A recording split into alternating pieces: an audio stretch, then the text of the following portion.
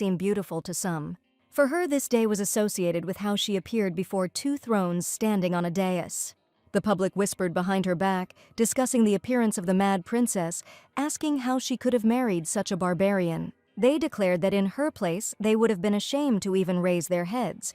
They assumed that the girl would make a wonderful couple with the cannibal, and this was obvious to everyone. The princess did not find the engagement ceremony all that delightful, nor did the whole day. After all, it could have ended in her death.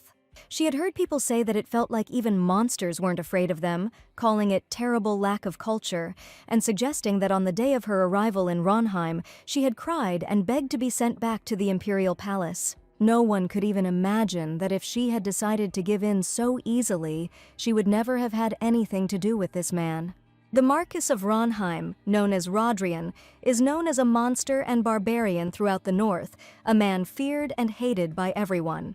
When the princess was asked if Her Highness Chloe was willing to marry Marquis Rodrian of Ronheim, she thought that she would put down roots in Ronheim at any cost and blossom like a poisonous flower in this barren land, and thus take revenge on the people she once loved, but who destroyed her. She was Chloe Idelian, once a princess of the Arenthal Empire, and she was killed in the winter of her 32nd year. Her murder was the work of her half-brother Andrea, who was eager to take the throne, and also his mother Kavala, and in a sense it was inevitable. According to the law of the Arenthal Empire, the emperor could have several wives. The likelihood of a particular heir ascending to the throne was determined by the status of his mother. The Empress, His Majesty's legal wife, gave birth to Chloe after multiple miscarriages, and it was perfectly clear what a problem the young princess was for both of them. As a child, she had little understanding of the true state of affairs, but at the age of 7, she lost her mother. The girl was drowning in despair and confusion. She had no choice but to trust the only person who would extend a helping hand to her. Andrea hugged her and told her that she didn't need to be sad anymore. From now on, her older brother would protect her. After these words, he became the reason for the girl to live on, but in reality, her brother took control of her whole life. He said that he was just worried about her, that she should not be angry with him, that she had recently become too hot-tempered and capricious, just like Her Majesty the Empress. Chloe had no choice but to blindly cling to his words. He said that the death of her mother had thrown his poor sister off balance, but he still found an excellent groom for her, and now she would have to do her part to take care of the imperial family. Andrea claimed that he was only telling Chloe all this because he cared that she understood everything perfectly well herself. He asked how she thought everyone else felt about her except him and his mother. And gradually, in the eyes of society, Chloe turned into a mentally ill princess without even noticing how exactly this happened. She became for everyone the one who had gone mad, just like the Empress herself. Meanwhile, the minister reminded that the wife must submit to her husband, and the husband must love his wife as himself. So Chloe was sold as a commodity to the Viscount, who was 20 years her senior. On the other hand, this marriage was arranged in order to save her. If she had done as her brother said, everything would have turned out wonderfully. But those 10 years of marriage were a nightmare, and one day, when Chloe thought she would die if it continued, she barely managed to escape and find Andrea. He asked with an evil grin if she couldn't solve everyday problems on her own. "Brother?" Chloe muttered, looking at him in confusion. Andrea replied that he had enough to do without her wanting to drag him into her problems, and Chloe didn't understand what he meant. The brother turned to Chloe and asked his dear sister to do what he would ask of her one last time. He mockingly begged her to die quietly for him. He said that if Chloe returned to the Viscount, she would die anyway. And if such a worthless person and a burden as she dies, then everyone will only breathe a sigh of relief and finally be happy. Why are you telling me this, brother?" Chloe muttered in confusion. She asked him for forgiveness and was ready to admit that everything was entirely her fault. But Andrea asked if she even realized what exactly she had done wrong. The girl asked what it was. She asked to tell her so that she could fix everything. But her brother laughingly objected that a fool like her would never fix anything, even if she continued to live. Andrea looked at her and said that she had a very pathetic face at that moment. He noticed that the expression on her face was exactly the same as the day she found out her mother had died. Chloe asked what he was talking about, and Andrea asked her who she thought had driven the Empress to madness, and then admitted that it was he and his mother. Now he no longer had any reason to keep Chloe alive to avoid suspicion.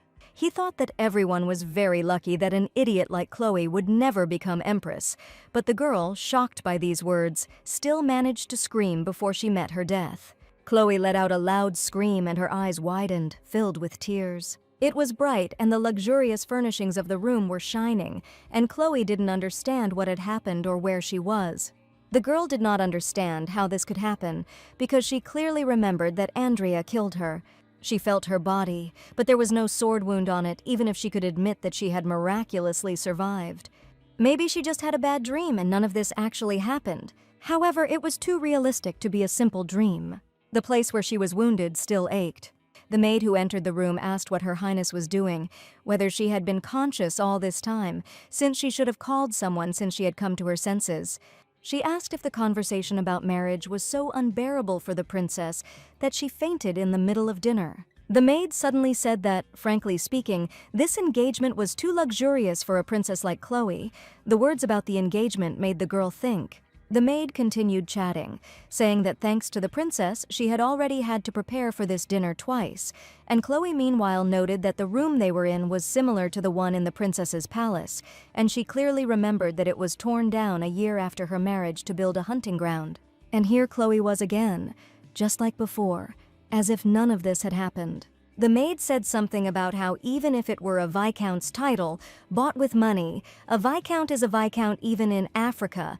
Otherwise, who would dare to marry a princess?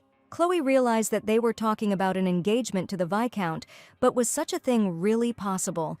Chloe even asked the maid if she meant marriage to Viscount Pelsis. The maid was surprised by Chloe's bewilderment, because who else but him would marry a princess who, at 22 years old, still doesn't have a husband? Chloe realized that her fears had been confirmed. It all happened the moment Andrea's sword pierced her body. Some completely unknown and incredible circumstances came into play. Chloe returned to the summer of 10 years ago. She wondered what awaited her now, whether she would be forced into an unwanted marriage again, and Andrea would kill her again. Will she really have to go through that suffering again, only to meet such a miserable end? No, she will never return to this hell again. Now she knows the future. Chloe forced herself to think, coming up with a way to use it now. She apologized to the maid for interrupting her endless flow of speeches and asked her to bring her a pen and a piece of paper she needed to write a letter of apology to the Viscount, the one who will help her get out of this hellish palace, the one who has not been touched by the influence of the royal family, but still has unlimited power. Chloe uses it to escape from the imperial palace, and revenge can be taken later. She had heard that he was ruthless, but she simply had no other choice. This man was the only one suitable for her purposes.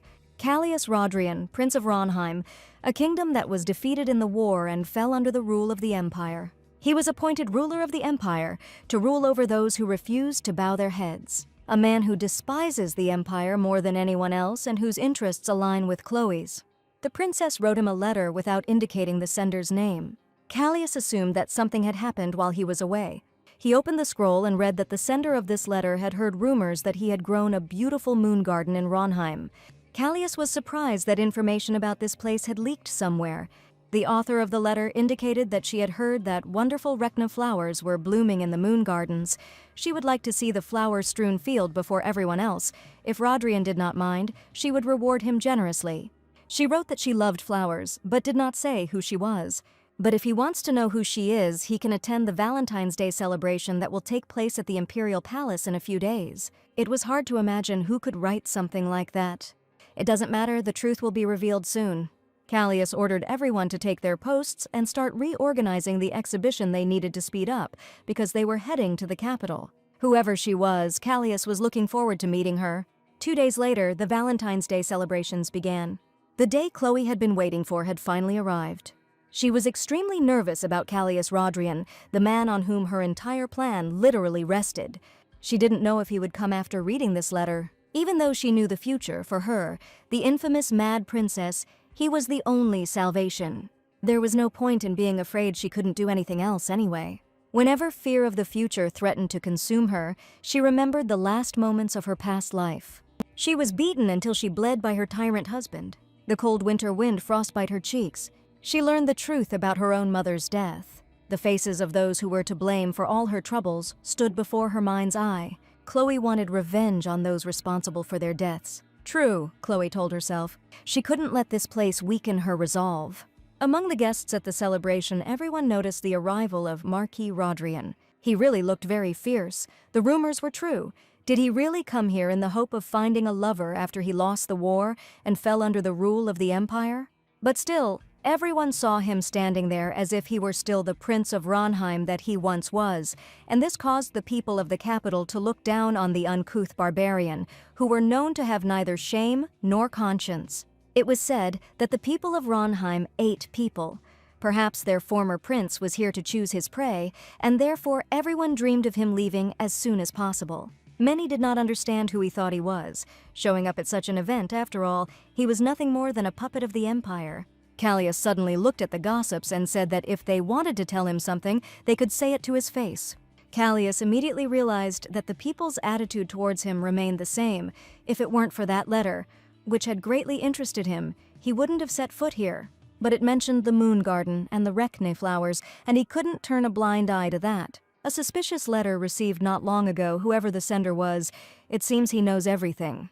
During the day, the Rekne flowers look quite ordinary, but in the moonlight they turn golden, and in Ronheim they are often compared to gold. But there are no real Rekne flowers in the palace garden of Ronheim, so the letter spoke specifically about the Rekne flowers that grow in the moon garden. The man must have been referring to the recently discovered top-secret gold mine, the existence of which was known only to the Marquise's closest advisors. He was going to find out how this stranger knew about her. But even after all this, he could not guess who the sender was, but wasting time was unnecessary. He had to leave. Oh, look, I suddenly heard something nearby. Everyone noticed the appearance of that same crazy Princess Chloe. People were surprised that she was even allowed to walk around alone, because she could very well do something. The girl saw Callias and thought that here he is at last. Callias Rodrian actually came here because he read her letter. For the first time, he and Chloe looked into each other's eyes. In Chloe's past life, Andrea was persistently targeting Ronheim and the Marquis. He was always trying to get rid of him. Rodrian survived countless threats, but in the end, Andrea's plans led to his death. That's why Chloe chose the Marquis as an accomplice. There must be some reason why Andrea is so obsessed with him. If she finds out about this, Rodrian will cooperate with her. Andrea will wait until from now on, nothing will happen according to his plan. I'm glad to see you, Marquis, Chloe said with a smile as she approached Callias, thinking that this marriage would be the starting point for her new story. Chloe noticed the boutonniere on the Marquis's robe and said it was beautiful. There was no point in rushing things. First, she had to make sure that he had actually read her letter, so the girl asked the Marquis if she could get a flower from him. People heard what the Mad Princess said. They whispered about whether she even understood what such a gesture meant, but Chloe, of course, knew about it. Giving flowers on Valentine's Day meant giving your heart. That's why Chloe scheduled a meeting with Callias for that very day. Even if he rejects her, today is Valentine's Day, so everything that happens between a man and a woman is not in doubt. Everyone will think that this is just a stupid scandal between the Mad Princess and the barbarian Marquis. She was ready to beg him to give her this flower.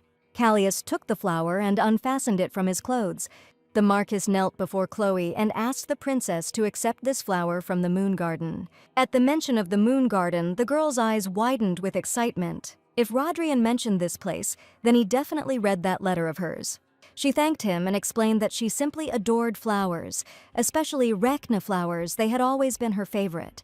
Before Andrea realized it, she and the Marquise needed to find somewhere private to talk, as there were too many stairs here, people discussing what a disfigurement it was and how the name Mad Princess suited Chloe. It was true, she was quite full of madness now. All these people must have wanted her to leave as soon as possible. She spoils everyone's mood with her presence.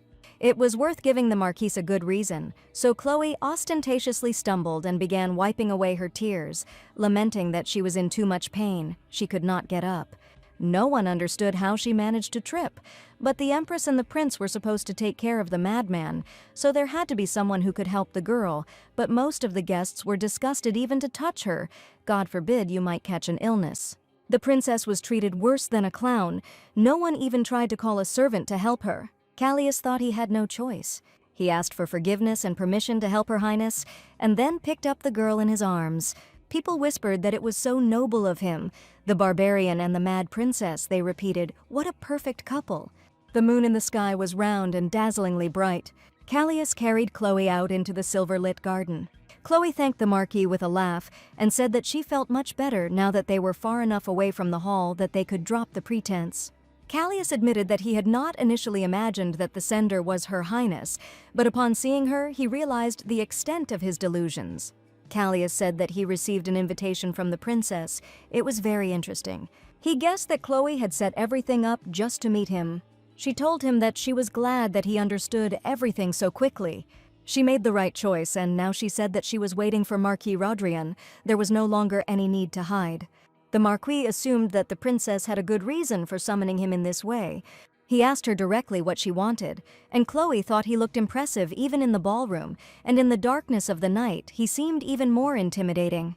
But she had to tell him for the sake of her own future, and so Chloe decisively told him about the deal. "Marry me, Marquis," said Chloe. She had to be brave. She also asked for that secret gold mine as a wedding gift. Callias couldn't believe she was serious. So the last thing he needed was a crazy princess as a wife, and she also demanded a recently discovered profitable mine to boot. It all sounded like nonsense. Chloe thought that everything was fine. The reaction was expected. She wouldn't even start such a conversation with the intention of backing down so easily, so she repeated her request to simply give her the mine. As someone who knew about the Moon Garden and its secrets, she might have some other information, and the Marquise should be curious to know about it. To make her into a crazy princess who couldn't do anything without him, Andrea always dragged her with him everywhere. She was always by his side wherever he went. But thanks to this, Chloe could see and hear things that were inaccessible to others. For example, she knew that, in fact, this mine did not produce any gold, and the Marquis was planning to sell it to Count Elvern. Callias was amazed that Chloe knew about this.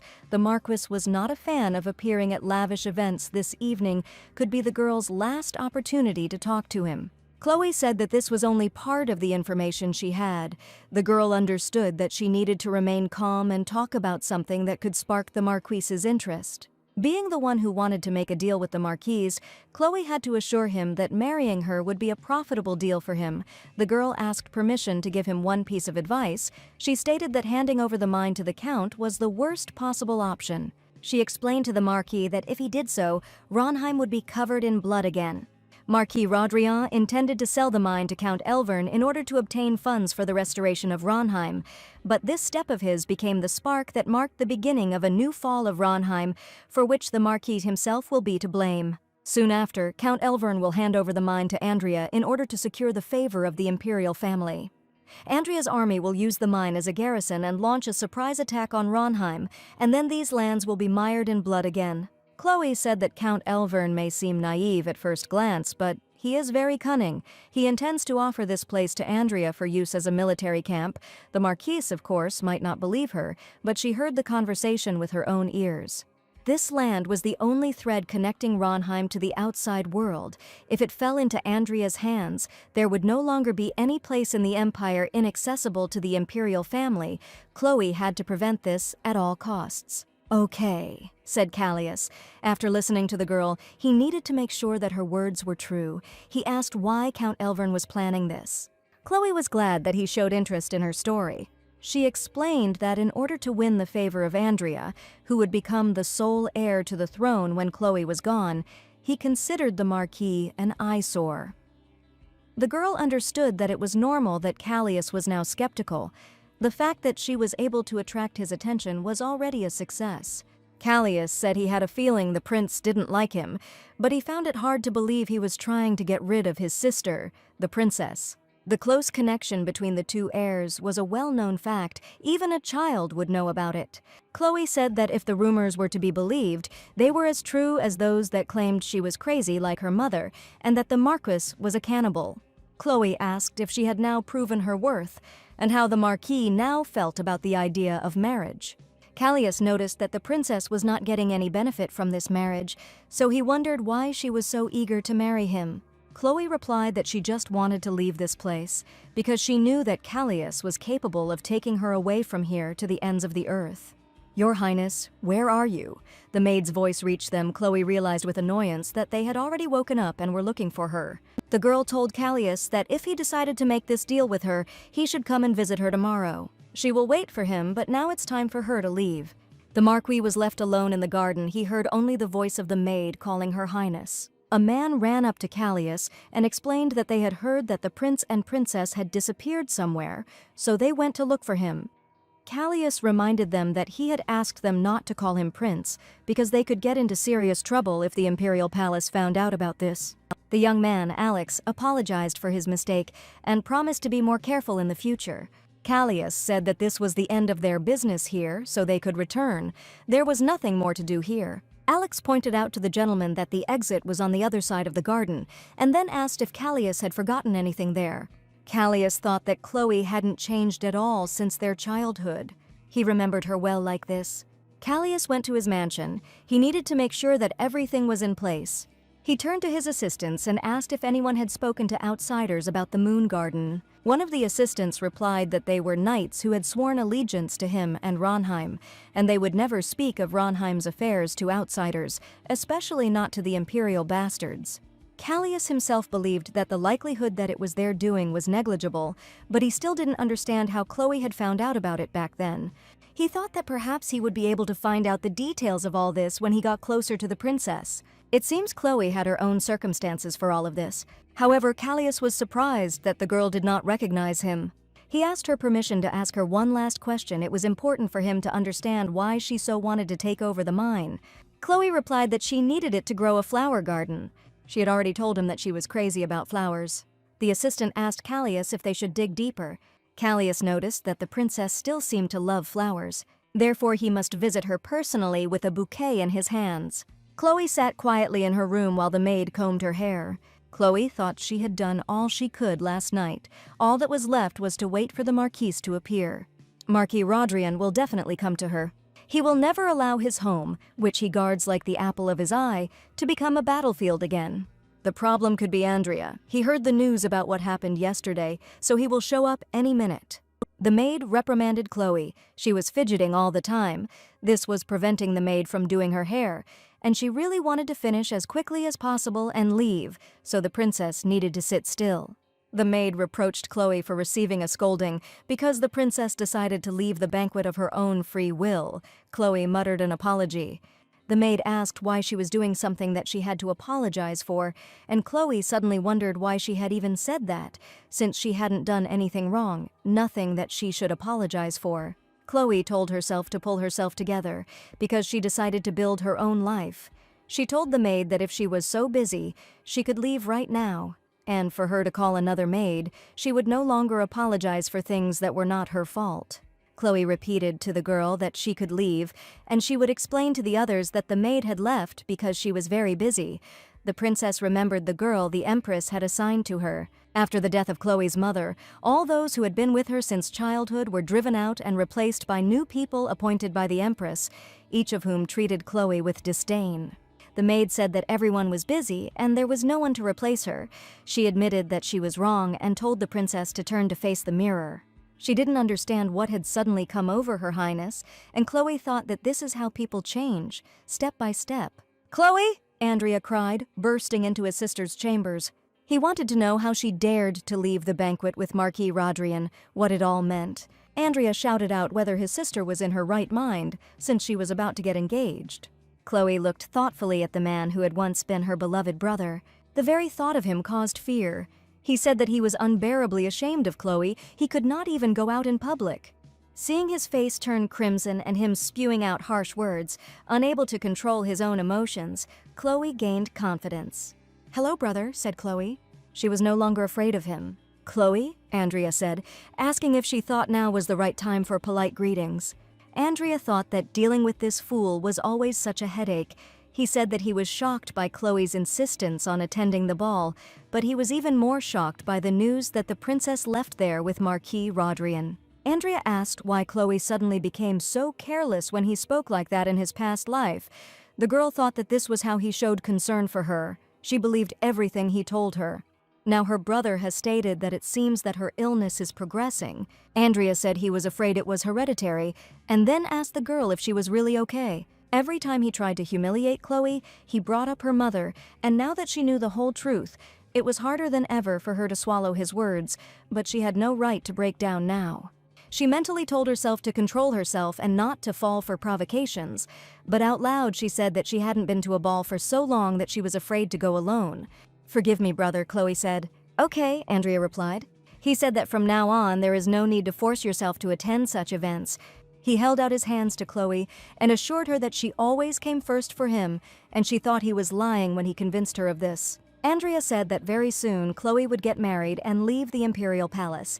He expressed hope that she would have time to enjoy comfort. Chloe thought that yes, that must have been his true intentions, and Andrea said that this arrogant Marquis Rodrian dared to tarnish her name, so her brother could now not contain his rage. Chloe needed to live as quiet as a mouse until she married the Viscount.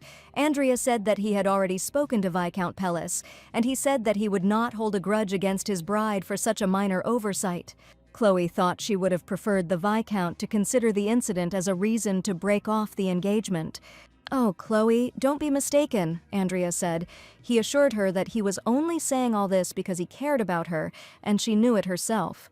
Chloe could barely keep from recoiling in disgust, and Andrea said he would make sure that the scoundrel never came near her again. "Your Highness?" the man who opened the door called loudly. Andrea asked what had happened, and the man replied that it was the Marquise Rodriana. Marquis Rodrian requested an audience with Her Highness the Princess, and Chloe was delighted that Callias had arrived. She did tell him that if he decided to make a deal with her, he should visit her the next day. This meant that he had come to make a deal. "Greetings to their Highnesses the Princess and the Prince," said the Marquis as he entered. Andrea asked what brought him here. Callias said that the time spent apart from the princess dragged on unbearably long.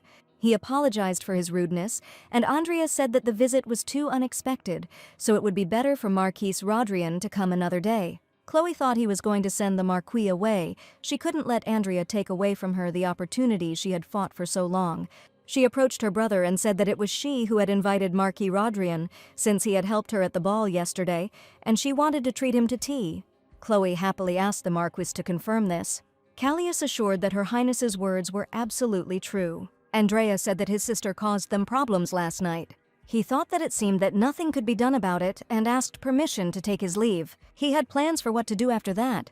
He wanted to talk to each of them alone after all. His sister was already engaged. "Enjoy your time together," Andrea said as he left. "I'm sorry, Marquis," Chloe said. She was lucky Andrea had backed off so calmly. She had almost lost her opportunity. "Would you like to go for a walk?" she asked.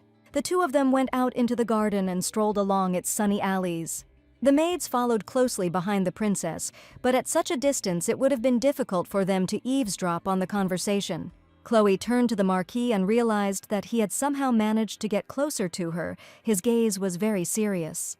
She asked if his visit meant that he had decided to accept her proposal. Callias said that yes, he believed that this marriage would be very beneficial for him. Now he wanted to hear the princess's plan. Chloe supposed that he might have already guessed after hearing Andrea's words, but first she would need to break off her engagement to Viscount Pelsis. Callias said he would handle it. Chloe didn't have to bother. Chloe was delighted to realize that he had answered without hesitation. Apparently, he had something significant that would allow him to break off the engagement. Callias asked if Her Highness was absolutely all right. She asked what he meant. Chloe was confused as to why he was looking at her like that. He asked if she really wanted to marry a man from Ronheim, and he looked genuinely concerned. Callias explained that once the princess got there, she would have to face difficulties she could never have imagined, and he doubted that she would be able to endure such a harsh life. People say a lot of nasty things behind his back. Rumors will spread about his wife, too. Chloe could feel it even without words. It was not a warning. Callias was genuinely worried about her. "No, Chloe, pull yourself together," the girl thought. No one ever cared about her. He says this only so that in the future she does not create problems for him. After the betrayal, it was simply pathetic to continue to believe in human kindness. It didn't matter, Chloe said firmly. She would leave for Ronheim right now if she had the chance. "If you so wish, Princess," replied Callias. He assured Chloe that he would quickly solve the problem and return to her, his future bride. Andrea walked down the hallway in a rage, cursing Chloe, wondering when she had become so bold as to speak to him, looking him straight in the eye, even inviting guests without his permission, and of all people she had dared to invite this Callias. "Your Highness, please wait," said one of the warriors. "Out of the way," Andrea growled, not even thinking about stopping. He burst into the room, ignoring the security. "My God, Andrea, what kind of bad manners is this?" asked Mrs. Kavala. "Mother," Andrea shouted and started complaining about Chloe, calling her a stupid girl. Kavala told him to speak such things more quietly, because there were many extra ears around. When the strangers left her chambers, Kavala asked why he burst into her room and disturbed her peace. Andrea replied that Chloe was acting strangely. Previously, she obeyed her every word, but now she dared to defend Marquis Rodrian in front of him. This news surprised Kavala. She asked if Rodrian and Chloe were close. Andrea said he was afraid the Viscount might break off the engagement because of this, but he was still too useful to lose. "I know," said Kavala. She asked Andrea not to worry. She had a solution to this problem. "Marry not me, Marquise, and give me a gold mine as a wedding gift," said Chloe, who turned out to be the one who sent the letter and knew a suspicious amount about Ronheim. This fact was astonishing in itself, but there was something even more astonishing. Chloe did not know that the mine had been discovered. She shouldn't have known, but she even knew about her condition and the plan to sell it to the Count. She said that the mine wasn't producing gold, that the Marquis was planning to sell it to Count Elvern. How could Chloe know about all this?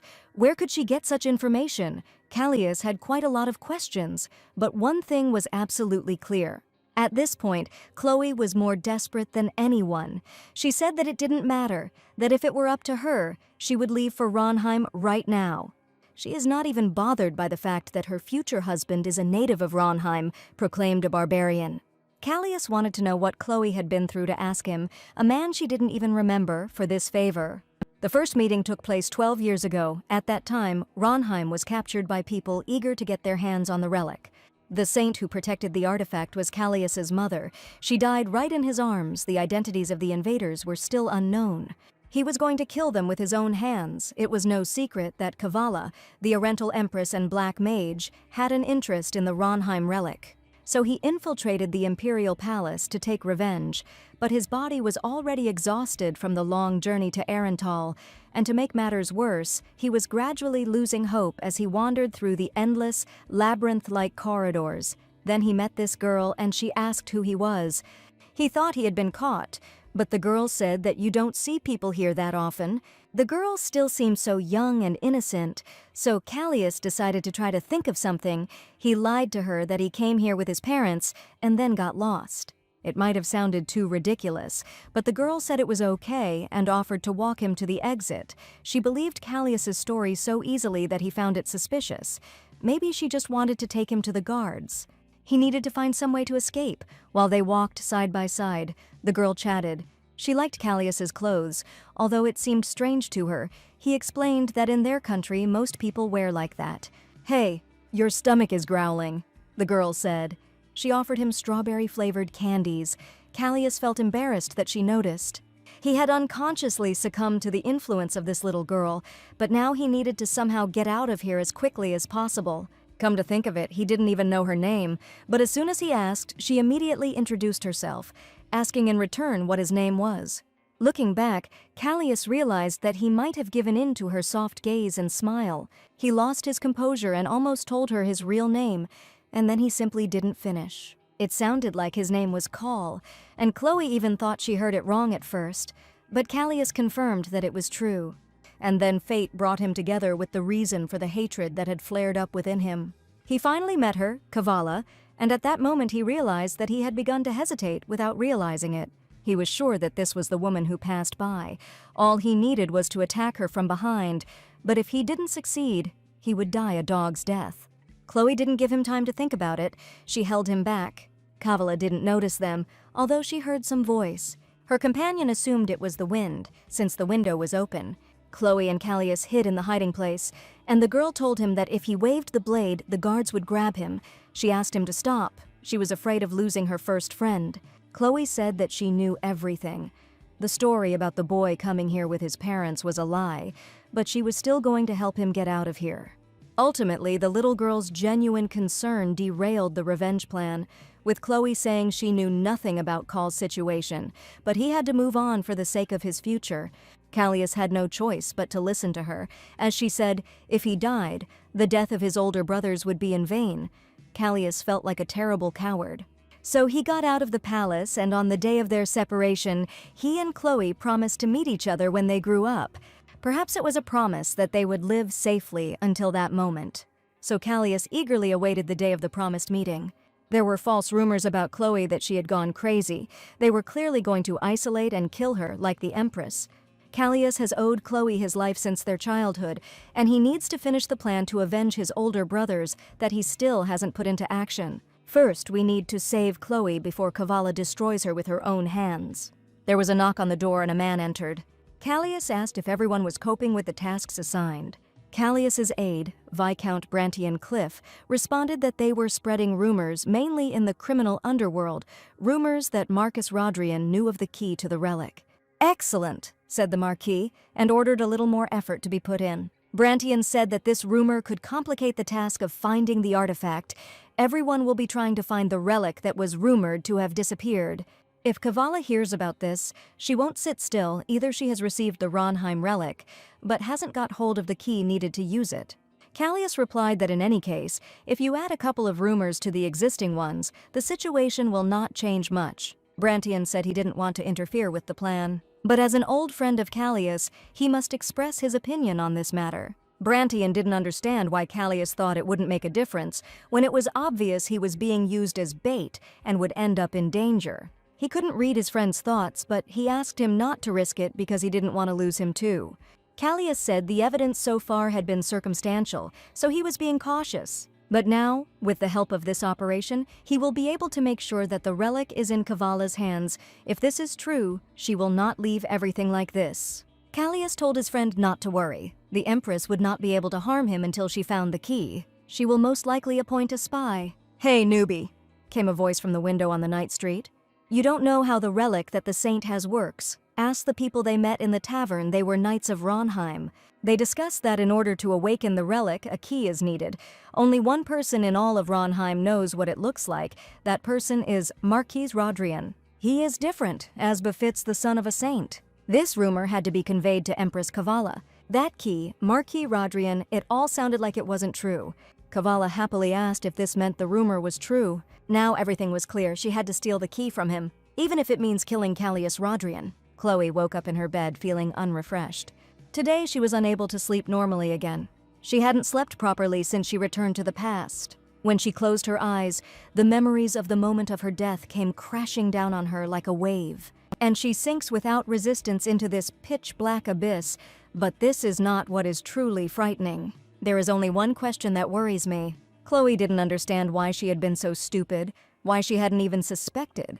The blame for this lay entirely with her. It was impossible to get rid of the feeling of helplessness and pride. At such moments, one person saved her, her old friend who never grew up. "Chloe, I'm here," he said. This boy's name was Call. That's weird. He should be here by now. He called out to her. He asked if it was true that she was getting married soon, and Chloe replied that it was an unexpected event, but such was fate. She was sure that he would be surprised when he saw her groom. He looked very much like him. He was the same friend who, since their first meeting, had been secretly entering the palace through a passage known only to him, just to keep him company. She told him that the most important thing was that she wanted to marry this man, and therefore he had nothing to worry about. Chloe thought that it didn't matter that these meetings were secret and fleeting. She was terribly sad that they would be far from each other. In her past life, she at least lived near the capital, so she could at least see him sometimes. She told him that Ronheim was far away from here. No one knew when they would meet again. Call consoled her, assuring her that she didn't need to worry about it. Wherever she went, he would always be with her. Call was the only one who stayed by her side and was there until the moment of her death. It was true that he would always come to her wherever she was, which was why she had relied on him until now. To be honest, she didn't have the slightest idea how her future life would turn out. It was so stupid, because this life was not her first. "Chloe," Call said, breaking her out of her thoughts. Call said that no matter what problems arose in the future, she shouldn't blame herself. He might not have known the whole situation, but he knew Chloe better than anyone else, and none of what had happened recently was her fault. He asked her to believe in herself and reminded her that she was much more capable than she thought. Chloe was very grateful to him, right? She would believe in herself, and she also believed in Call, who had been looking after her all this time. Call said that Chloe should not forget that no matter how fierce the snowstorm was, it would eventually subside. "My God, Your Highness, you're awake," Chloe heard, people were paying attention to her gait, saying that she must be in seventh heaven at the thought of her imminent marriage. In her past life, Chloe would have shuddered at their ridicule, but now she could stand up for herself. They said it was very generous of them to forgive their fiancé for meeting the barbarian, and Chloe thought she would have to endure this gossip to make Andrea lower his guard. The maid said that it seemed that the Viscount was crazy about the princess, and this barbarian brazenly sent letters knowing about their relationship. It was so childish. Chloe approached the maids to ask about the letters the Marquis had sent. She didn't know that Rodrian had sent a letter. The maid replied that he dared to send a letter to Her Highness. They knew nothing about its contents, so they simply sent it back. He was always too worried about the princess. Chloe realized exactly how Andrea controlled her. Hurried footsteps were heard. "Chloe!" Andrea shouted as he ran in. He said that this Marquis Rodrian is a terribly rude bastard. After reading the letter, Andrea could not sit idle. It was written there that Princess Chloe was a girl more dazzling than the midday sun and brighter than the stars that shine in the night. Having seen her for the first time at the celebration in the palace a couple of days ago, it was impossible to forget that particularly beautiful night. The Marquis wrote that, recalling that evening, he understood that all the amazing things, the silvery trees, flowers, and the fresh, gentle wind were harbingers of this fateful meeting. The moment their eyes met, he suddenly felt his soul begin to burn, and he still feels it to this day. Chloe didn't understand what the Marquis was thinking when he sent such a letter. Andrea said that his unexpected visit was already a very rude act on his part, but sending such a vulgar letter to a girl who had a fiancé was too much. Andrea exclaimed that there was a limit to everything. He simply would not allow this to continue.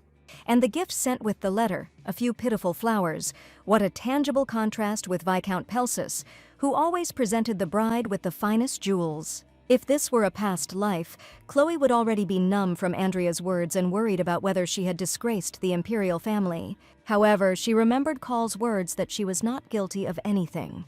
Now she was no longer going to live like this. Andrea said that she shouldn't cry and blame herself. But the girl replied that her brother was right in everything. This made Andrea happy. He said that he always knew that Chloe understood his feelings. Everything he said was for her good. Chloe said she had to get rid of all the unimportant things. Andrea looked at her with incomprehension. Chloe asked the maid if the bouquet in her hands was sent by Marquis Rodrian. Chloe snatched the flowers from the maid's hands and declared that she felt she had the right to throw them away herself. The maid asked Her Highness to be careful because the vase was so unstable. "Chloe," Andrea said. "Sorry, brother," Chloe said, dropping the flowers and explaining that her hand had slipped. Andrea screamed that there was blood on her face. He ordered the maids to hurry and give her first aid. Chloe thought that she would not allow Andrea to humiliate her again. At this time, Kavala sat thoughtfully in front of the table. Andrea has been showing up here more and more often lately. He complained that something was wrong with Chloe, that she had become a completely different person. It was an interesting thought. They would soon see how much of a different person she had become. "Come in," said Kavala. "You called me," Chloe said, appearing in the doorway. "My dear Chloe," Kavala addressed the girl affectionately and said that she had a very important task for her. She said that Marquis Rodrian had offered her his hand and heart. She should go with him to Ronheim. These words shocked Chloe. She thought that Kavala had called her about the incident that happened earlier. She did not understand what Kavala was planning, out of the blue ordering her to go with the Marquis to Ronheim. Chloe asked if Kavala wanted to marry her to the Marquis, and Kavala replied that the girl had absolutely nothing to worry about. She was not going there forever. She would only be there as a scout. Chloe didn't understand what she was talking about. Kavala explained that it was all for the sake of peace between Ronheim and the Oriental Empire. Kavala said that Chloe understood this too. The bastards from Ronheim were living so well only because they became a vassal state of the empire, but she had heard rumors that they were preparing for war in secret. So Chloe will have to become a peacemaker by marrying the Marquis and prevent the war. She will just need to keep an eye on him and report everything so that he does not create problems. Kavala asked if Chloe could do it and called her baby girl. Chloe didn't even believe that everything could go so smoothly. She was racking her brains over how to break off the engagement, but they themselves decided to marry her off to the Marquis. Chloe babbled that she didn't know if she could handle such a thing, but for her mother she would do anything. Kavala thanked her and asked for forgiveness. She hugged her and said that her mother would bring her back. She just had to wait a little while. Chloe thought that even such a warm touch could be poisonous. If she had not returned to the past, her suspicions would never have fallen on Kavala. Chloe asked if she could ask her mother for just one favor. She wanted to get the woman into her own trap. Later, Kavala's brother asked if she really intended to send the princess to Ronheim, and she replied that there was nothing better than attaching her own man to the Marquise. He asked if the princess was sure she was capable of carrying out the task. Kavala said that the fool was only capable of trembling with fear, so she would entrust it to Chloe. Kavala remembered that the princess seemed to have asked for a favor. She needed a merchant guild and land as a wedding gift. But not just any land, but the most useless one that was in the possession of the late empress, and barren land, which can be considered as a final gift, and then it will not be a waste of resources. In the end, when the girl has completed her mission, she will disappear on that very empty land. After the confidential audience with Kavala, talk of marriage with Rodrian increased, although Viscount Pelsis and Andrea tried to prevent it. Since this marriage agreement was encouraged by the emperor's wife, Kavala, their protests did not last long, as the day of Chloe's engagement to the Marquis soon arrived. The mad princess and the ruthless barbarian were just the perfect couple. Chloe's maid thought that if she were in her place, it would be too humiliating for her to go out in public, but the princess, most likely, simply did not know anything about the feeling of shame. Chloe thought that this ceremony was proof that she had already managed to influence the future, so even the ridicule of everyone around her was honey to her ears. And also, now that Kavala has granted Chloe the Sagid Merchant Guild and the Rosendal territory, as soon as she arrives in Ronheim, she will begin searching for that boy. The engagement threw Andrea off balance, but she couldn't let her guard down, because this was only the beginning. The people of Ronheim worried Chloe much more. They were outraged that the princess had thrown away the vase given to them by their lord. They did not understand what the Marquis was hoping for. No matter how poor his people were, marrying a member of the imperial family was too much. A native of the empire aroused hostility among the people of Ronheim. Even lowering taxes won't satisfy the people, especially if they see that this mad princess is so well-mannered. They wanted to see what kind of nobility she would show today. Chloe thought that their disdain was quite justified, but today she was not going to give up on the planned alliance. She told herself to put aside her panic and walk forward slowly. When the arrival of Her Highness Princess Chloe Idelian was announced, she thought she just needed to be patient for a little while, and freedom would be in her hands. The path to a new life that she was paving herself was already just a few steps away. During betrothal ceremonies, Imperials typically demonstrate their prestige. The number of vassals allowed to walk alongside the couple reflects the Imperial attitude towards the Imperial. Chloe was forced to walk alone along the red carpet, flanked on either side by knights from Ronheim and the Oriental Empire, an attempt to destroy the remains of her dignity. In her past life, Chloe was so worried that it felt like a weight had been lifted off her shoulders when the Viscount appeared, so she didn't even have time to think about her humiliating situation. This time, Chloe noticed Andrea.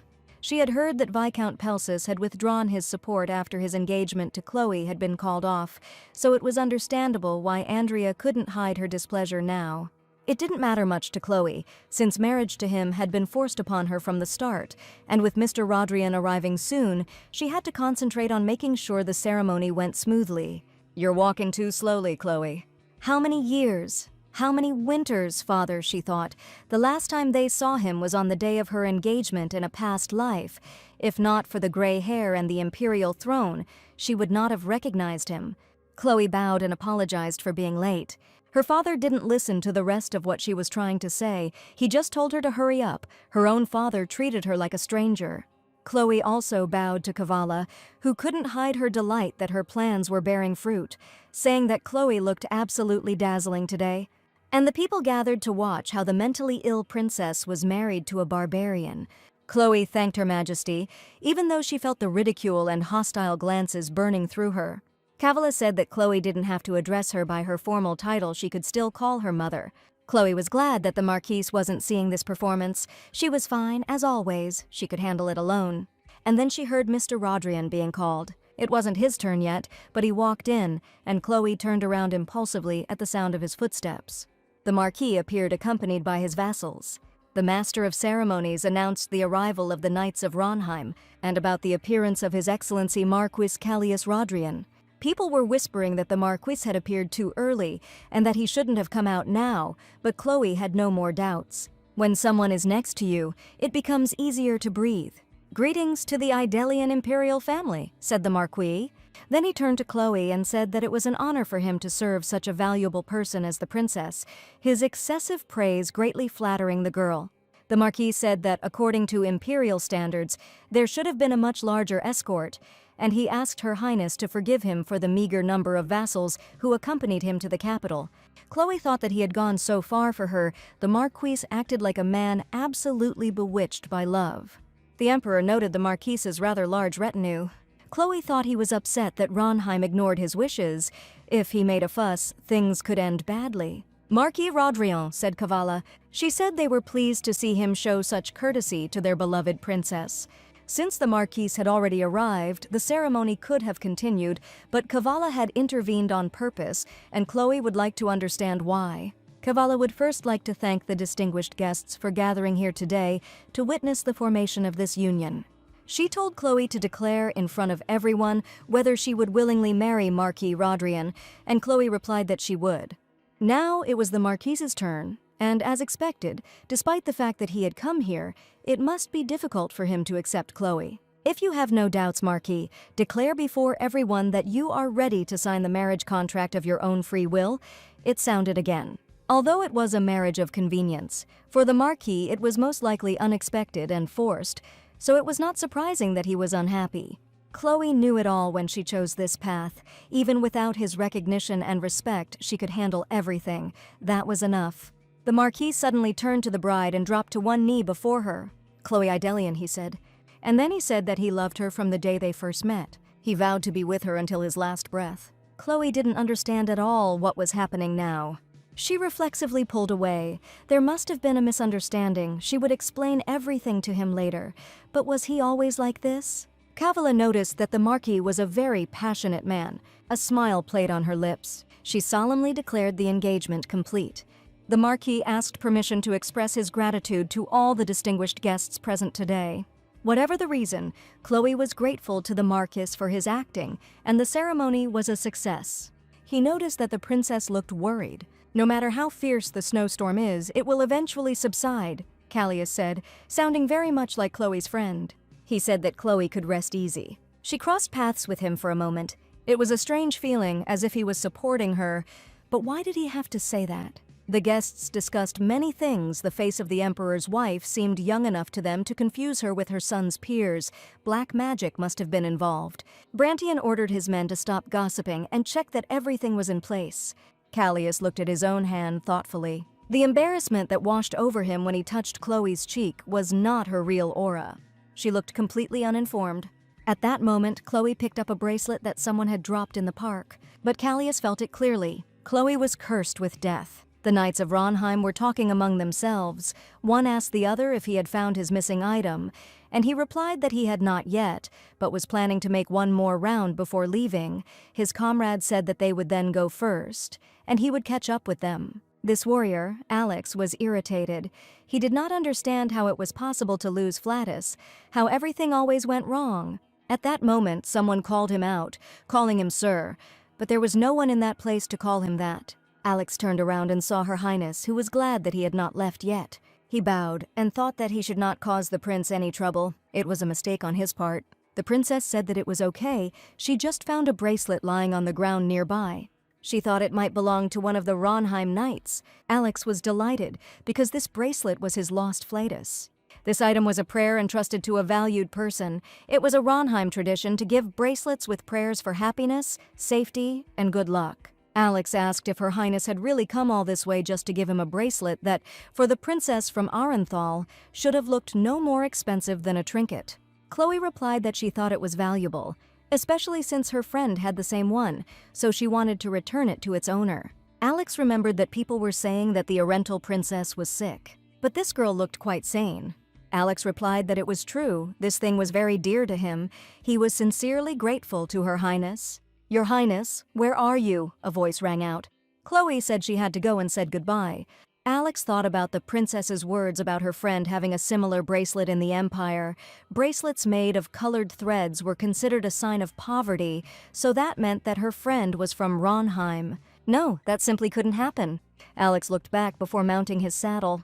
He thought that he had found himself in debt to the princess without wanting to. "Your Highness," Chloe heard.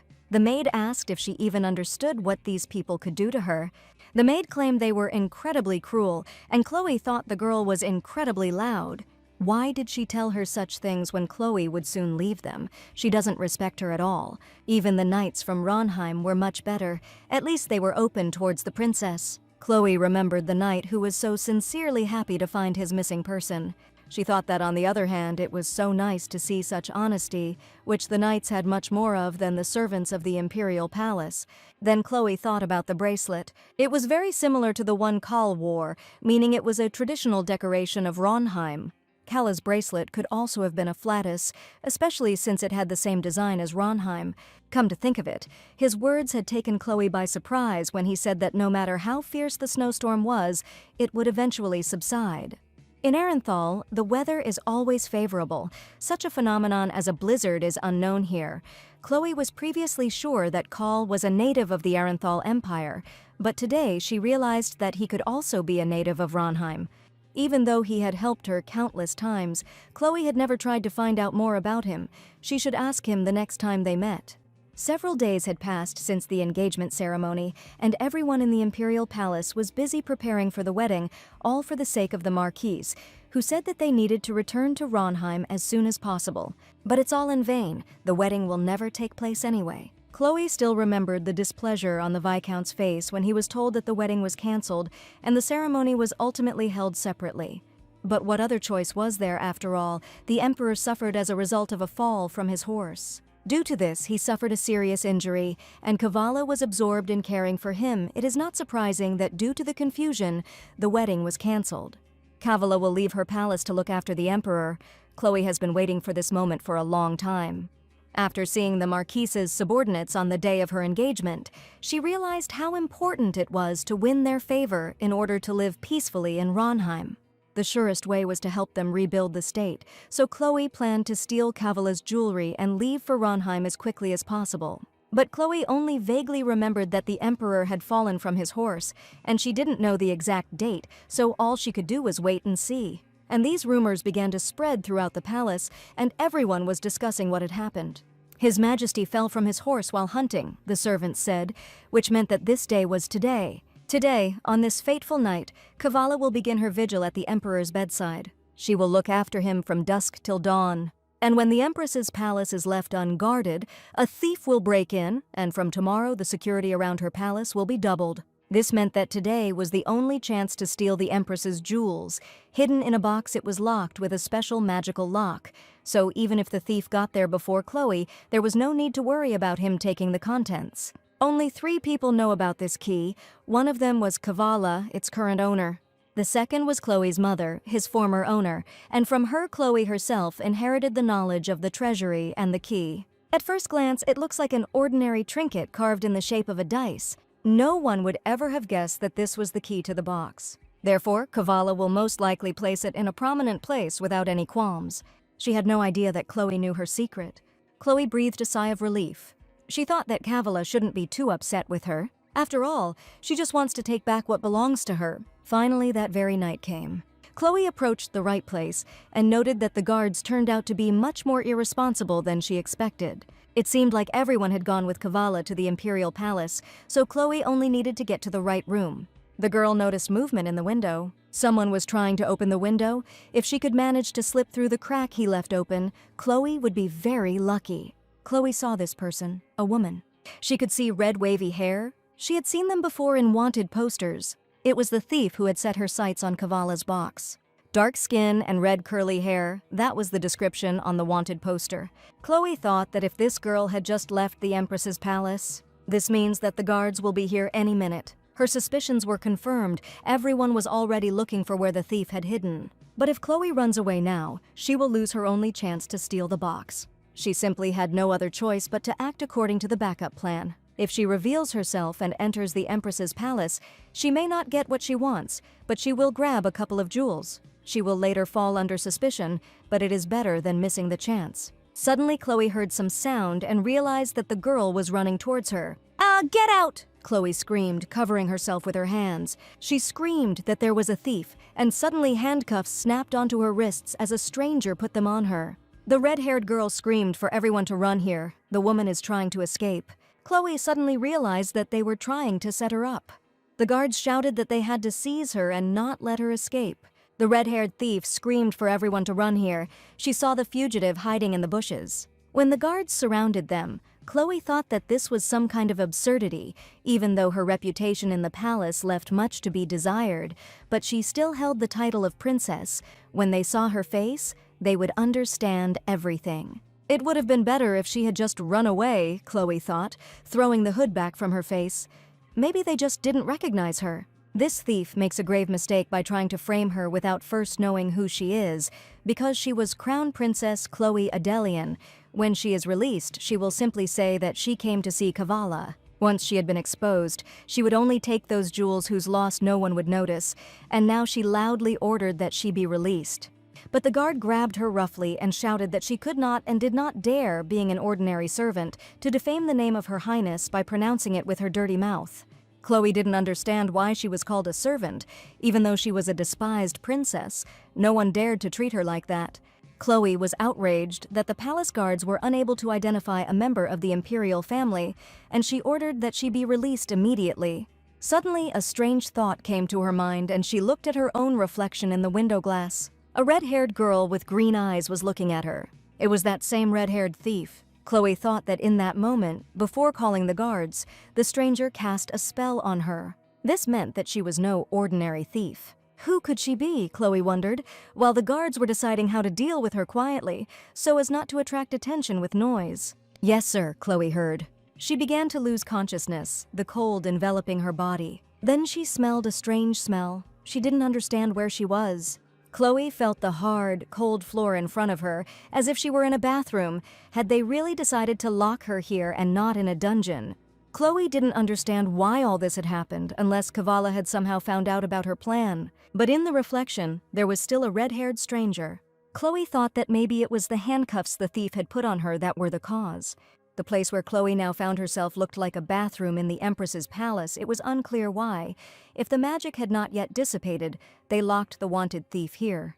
The scent of the candles was so strong that it gave Chloe a headache, and she could barely smell the blood. Then Chloe noticed the knives. It was all terribly suspicious. At least she was in Kavala Castle, so it wasn't all that bad. Besides, Chloe's identity and purpose were still not revealed. If everyone thought she was a servant, she could do whatever she wanted since she was in that girl's body. But first, it was necessary to get rid of everything that restricted movement. Then you need to steal Kavala's jewels and escape safely. In order to do this, Chloe had to remove the spell from herself. There were only candles and knives around her. She saw nothing else that could be useful to her. Suddenly, a bottle of oil caught her eye. Yes, that should have definitely worked. With the help of oil, Chloe managed to remove her handcuffs. She thought that the magic would immediately dissipate if she got rid of them, thanks to the fact that recently they had been watching her even while drinking. She had become thin. The handcuffs slipped off easily. Now that she could move freely, it was time to act. Judging by the fact that it was still dark outside, not much time had passed. Chloe needed to get everything done before Kavala returned. She was lucky that the bathroom was connected to the office. Chloe's attention was drawn to an unusual light. The window was sealed with magic. Chloe thought that there would be no difficulty in escaping. She did not foresee that there could be such protection here. Still, this won't be her problem. She'll just take a different route. Relying entirely on magical protection, they probably didn't even expect an intruder to break in.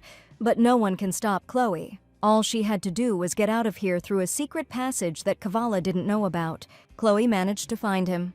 The girl entered the secret passage. Apart from her, only the Emperor and the late Empress knew about him. According to legend, only emperors and their wives had access to the secret corridors of the palace. Every room in the palace has a secret path leading out, as Chloe has known about each of them since childhood, always managing to slip past the servants unnoticed and even devising a plan to steal the key from Kavala's chambers. Chloe was glad that fragments of her childhood memories had surfaced at the right moment. Since this path was intended for the imperial couple, Kavala most likely had no idea that such a path led to her own bedroom. Being a princess, Chloe shouldn't have known about his existence either, but she knew about him. Mother broke tradition and told Chloe about the secret passages.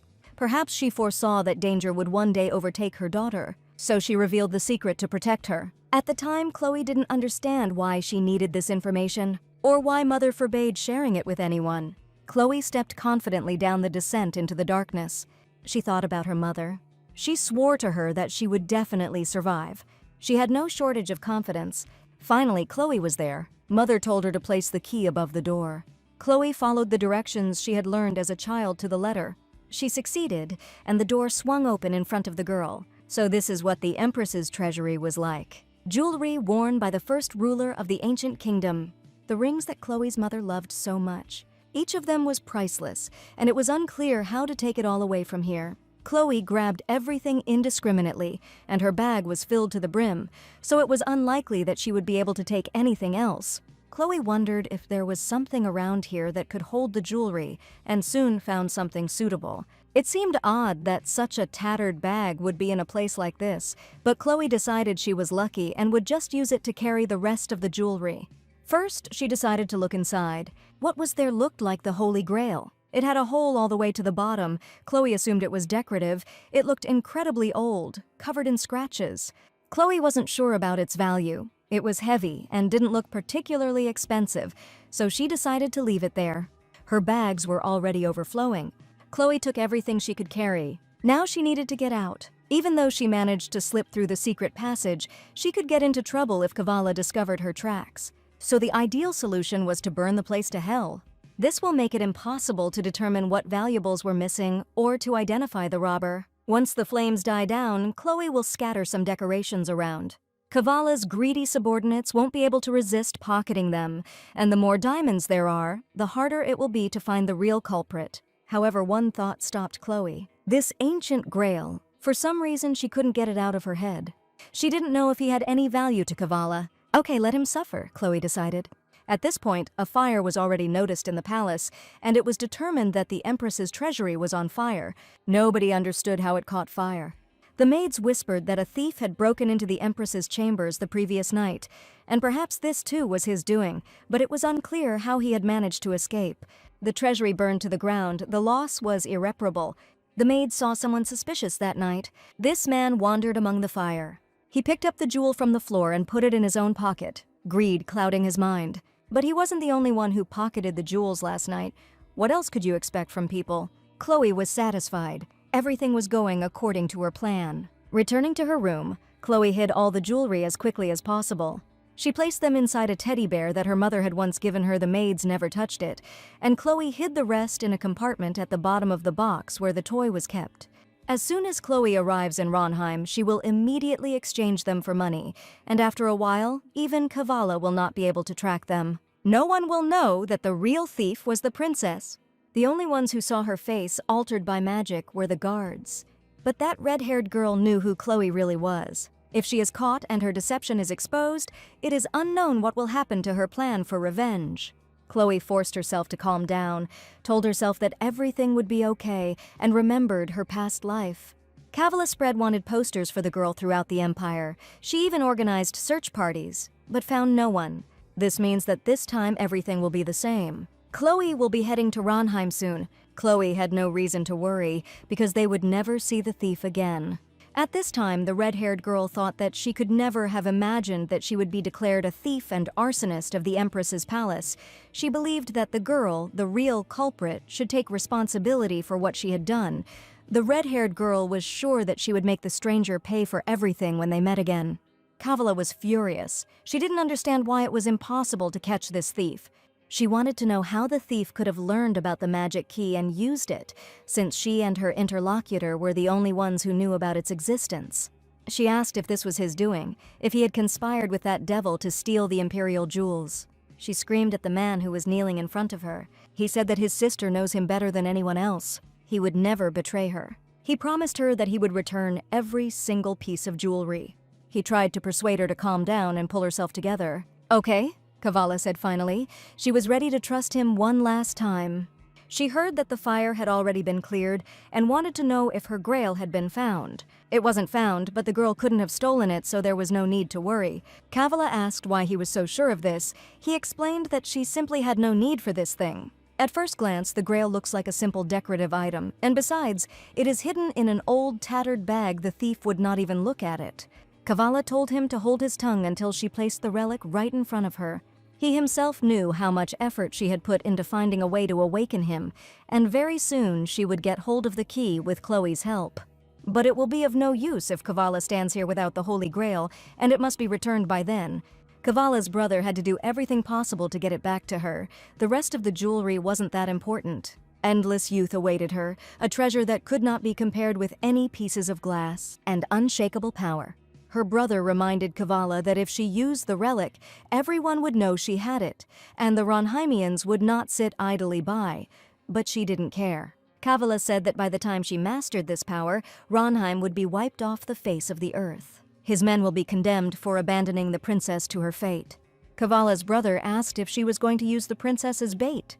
Kavala replied that of course she had given her what she dreamed of. Now Chloe had to pay for it.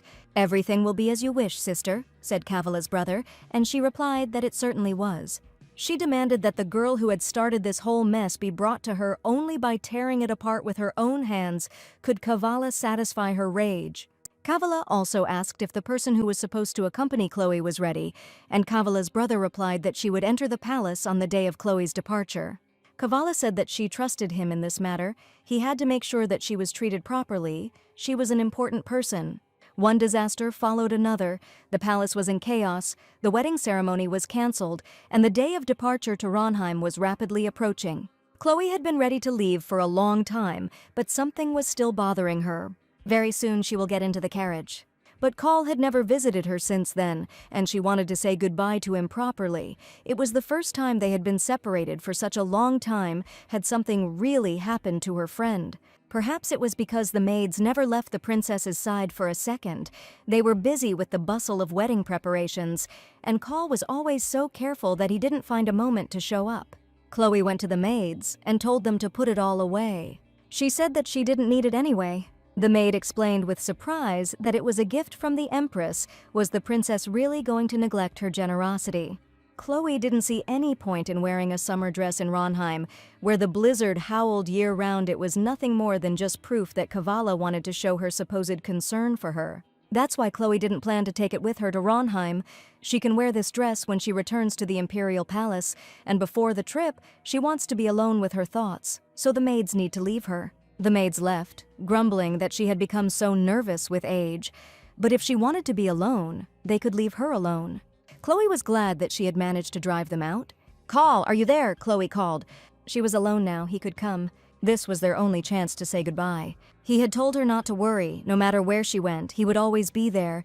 Maybe he meant that he would follow her to Ronheim. But Chloe understood that this was impossible. If not now, then perhaps they would never see each other again. "Your Highness, it's time to leave."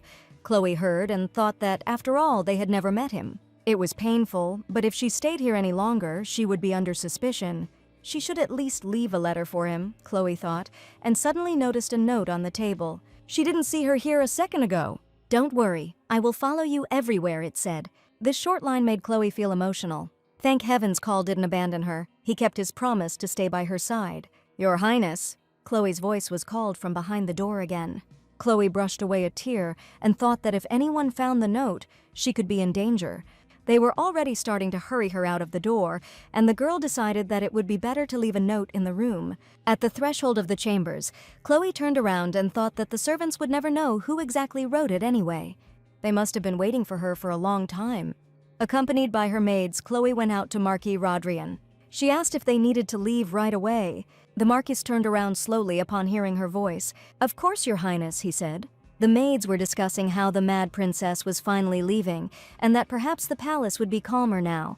While cleaning her chambers, they discovered a note. After reading it, one maid told another that although the princess seemed normal from time to time, such things confirmed her inferiority. "Don't worry, I will follow you everywhere." It was written on the piece of paper, but it was the princess's own handwriting, and the maids couldn't understand why she would write letters to herself.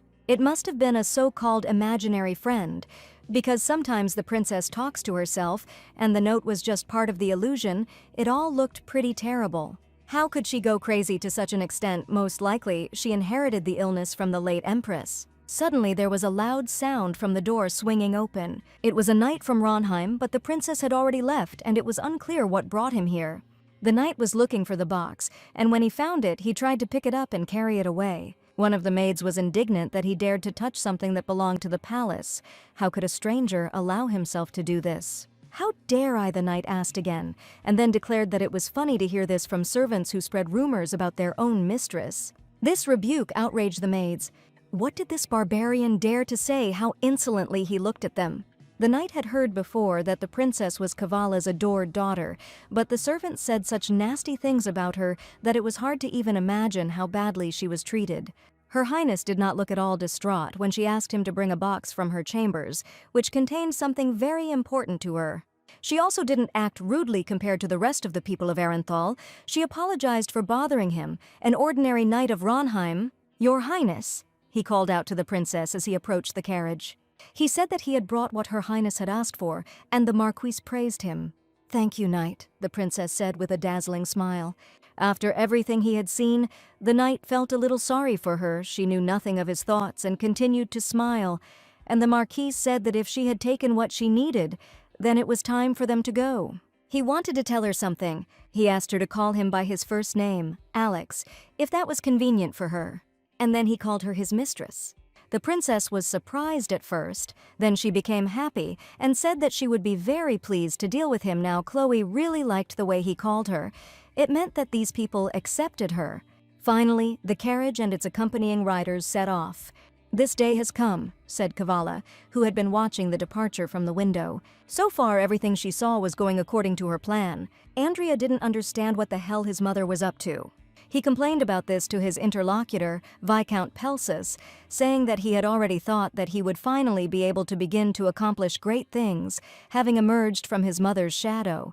But she sent the princess to Marquise Rodrian. Andrea said that the Viscount couldn't even imagine how much time he had spent persuading her, but the princess still refused to marry her brother's choice. The Viscount asked if she really didn't want to become his wife that much. However, she unquestioningly agreed when she was offered marriage to Marquise Rodrian, as if she did not feel any disgust for this barbarian. No one could argue that the Marquis was good, at least because royal blood flowed through his veins, but the princess could not reject the Viscount only because of his lack of nobility, since he had even prepared considerable funds to marry the mad princess, thereby tying himself to the royal family. But she ignored the Viscount's sincerity and married the Marquis Rodrian. The Viscount said that the princess was still in the capital. Perhaps they could still do something since he had already given money in exchange for this marriage. Andrea asked if Viscount Pelsis was going to threaten the Prince of the Empire over some papers. The Viscount hastened to assure that this was not what he had meant at all, to which Andrea replied that sending Chloe to Ronheim was his mother's decision, and he asked what he should do in such a situation. Andrea said that as long as the Marquis was alive, nothing would change, and that was what upset him most. But if someone killed him, he would help cover up such a crime and would even generously reward that person. These words seemed to make Viscount Pelsis think.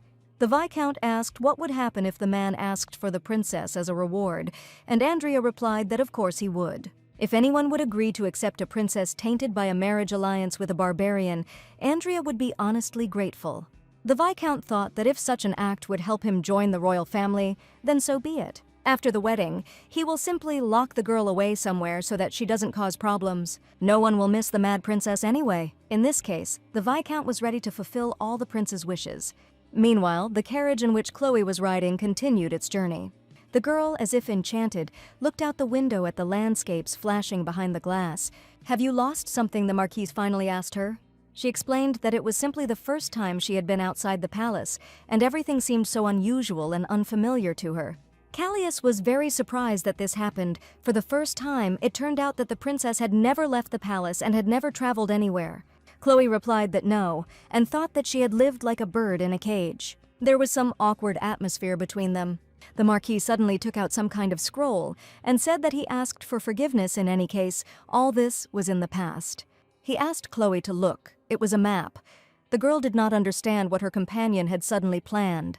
Callias pointed out on the map where they were currently located. If they continue along this same road, they will come across vast farmlands. Having overcome them, they will reach the river and then ride along it. Further on, they will find a small fortress with a magic circle. Chloe exclaimed with delight that then they would be able to use teleportation magic. Callias looked at the girl with some bewilderment. Callias explained that they would need to use a teleportation point to travel faster to Avene, as the journey from the capital to Avene would take 2 months, even if they traveled without stopping. Chloe looked at the map thoughtfully. The world was so huge. The Imperial Palace and the capital, where she spent her entire life, looked like just tiny dots on the map. She tried to figure out where Ronheim was. It was so far away that it was not on the map. It would be a long journey. The Marquis probably had to prepare for it very thoroughly. When Chloe asked about it, Callias replied that she was right. The journey would not be easy, and he would have to be patient for a little while. Callias said that if Chloe entered Ronheim, she might lose her chance to return home, and the whole trip could cost her her life. The girl replied that everything was fine and she was ready for anything. She recalled that it was she who proposed the marriage contract to the Marquis. Callias looked at this girl very carefully. Chloe noticed that she was not as weak as he somehow thought. This was exactly what she wanted, to go somewhere where no one could find her. They arrived at the fortress. The small town of Vermin is located nearby. "So this is what you are like, Vermin," Chloe exclaimed. She had imagined it completely differently. She thought that there would only be knights here. But here, a brisk trade was in full swing. They were selling dry rations at an attractive price, leather boots, wooden ones, with patterns for every taste and color, leather armor and capacious wineskins. The city was much more vibrant than Chloe could have imagined. Chloe thought maybe she was just overreacting, but it seemed to her that one of the men on the street was deliberately trying not to look in their direction. Chloe asked Callias why none of the traders were coming to them. Callias replied that it was most likely because they thought the convoy had come from the north, and the people didn't want to waste their time on northerners. "That's how it is," Chloe muttered. She wanted to clarify why, but she was afraid that he would think she was a bore, like everyone else around her. Callias was in no hurry to answer her questions or explain anything, but finally Callias said that wineskins were simply useless in the north. He explained that ice forms quickly there and it always snows, so northern residents do not need special vessels to collect water from reservoirs. The same applies to boots made of ordinary leather and fabric. Chloe was glad that, noticing her interest, Callias decided to explain everything. The questions didn't even irritate him. Callias said that if she were to walk in the snow all day, regular shoes would quickly become wet in the north. Chloe would also need waterproof, insulated boots. Chloe was surprised to note that the Marquis answered her with complete sincerity. It was so strange that someone other than Calla would speak to her so openly. She had never felt so happy. Callias said he could tell Chloe more on the way. But now they had to visit some place. Together they went to some shop. "Long time no see, sir," said the girl who came out to meet them. Callias said that Rhonda looked great, and then asked where Paletto was. The girl replied that her husband had gone hunting with friends in a vein while they were talking. Chloe looked around, noticing that every piece of clothing in this shop was made of thick fabric and fur. She assumed that this is how people from the north dressed. It was incredible how different their outfits were from the usual Oriental ones, and meanwhile, Rhonda said that she had been warned that the Marquis would be buying women's clothes. Callias replied with a smile that he wanted to buy warm clothes for his wife. Chloe blushed because she felt awkward hearing the Marquis call her his wife, although it wasn't exactly wrong. Callias told her that the weather in the north was much harsher, and in the clothes that Her Highness was wearing now, she would not be able to last there for even a minute. Callias knew the princess might not like it, but he still advised her to change into something more appropriate. In Arental, there are never any severe frosts, so even in winter they dressed according to fashion. The higher the status, the more extravagant lace and accessories one can see on a person. Such is the culture of aristocrats. This is why they look down on the northern peoples, considering them barbarians because of their rough clothing, made from the skins of wild animals, and the lack of decoration on it. It will not be easy for a princess who grew up in such traditions to decide to change her style of clothing. Chloe thought it was her warmest outfit, but it wouldn't protect her from the harsh climate, and she was afraid the Marquis would waste his money. Callias saw Chloe's expression change. He assumed she was offended by his offer, but Chloe suddenly smiled and thanked Marquis Rodrian for his courtesy. The princess asked where she could change her clothes. Rhonda invited the princess to come with her so that they could help Her Highness choose clothes. Everyone was surprised that the princess even thanked them because they thought she would put on a concert, but now one could assume that it would not be as difficult with her as everyone claimed. Chloe admitted to Rhonda that she had no idea what they wore in the north and asked her to recommend something suitable. Rhonda assured her that everything would be as Her Highness wished, and she would give the clothes to the maid who would assist the princess. Callias, damn it, Brantian thought, looking at his friend. He would like to understand why his eyes glow so much when he sees the princess. From the very beginning, this marriage was a performance, staged to determine the location of the holy relic. The plans of both parties became confused and led them here. But now that it has been confirmed that it is with Kavala, there is no need to maintain this marriage. Looking at how the princess obediently went with the Marquis to the deserted lands of Ronheim, there is no doubt that she is a spy sent by Kavala. Although the princess herself may not have bad intentions, the servants accompanying her may pass on information about Ronheim and the fact that Callias does not have the key that the Empress needs. So they should send the princess back as soon as possible, but they simply cannot do this without a reason. They must force her to return of her own free will. Brantian noted that they hadn't even reached the north yet. Perhaps the princess was now obeying Callias's words, but no one knew when her mood would change. Callias replied that he didn't think Chloe would change immediately upon arriving in the northern lands, and yet he looked at the girl with such a warm gaze. Only Callias made it clear that the conversation on this topic was over, and then asked if Brantian had managed to obtain more information about the relic. Brantian replied that no one claimed to have seen the relic in the burnt treasury. If it had really disappeared, there would be no reason to send the princess to Ronheim, so now they had to make sure it was safe. Callias replied that it was good that the relic was in a safe place, but it was completely unclear when the chance to retrieve it would arise. There was a knock on the door of the room where Chloe had retired to try on new clothes. A voice from behind the door announced that it was a maid who had come to help Her Highness change her clothes. Chloe turned around and saw dark hair and a freckled girl's face through the half-open door. This girl seemed very familiar to Chloe. The hair color had changed, but Chloe remembered this appearance clearly. They met the day Chloe stole Kavala's jewelry. "You're that thief!" Chloe exclaimed. Chloe asked why the stranger was dressed as a maid, and she assumed that she had used her powers to join the procession heading to Ronheim. The girl smiled and said that she did not understand what His Highness was talking to her about because she had not stolen a penny. Moreover, Her Highness's skill in theft was enviable. The stranger said that she saw everything. The princess was rummaging through the treasury and then started that very fire. But for some reason, it was the stranger who was wanted, and a warrant was even issued for her arrest, so she couldn't leave the imperial palace, the girl said, and Chloe thought that this girl even saw her set fire to the treasury, and now these rumors could reach Kavala. The stranger said that nevertheless, thanks to the princess, she managed to get out. So she does not hold a grudge against her. She barely managed to merge with the procession leaving the palace. She was looking for Chloe for one reason and one reason only. She was here to make a deal. The soldiers who were searching for the stranger had already set up camp outside.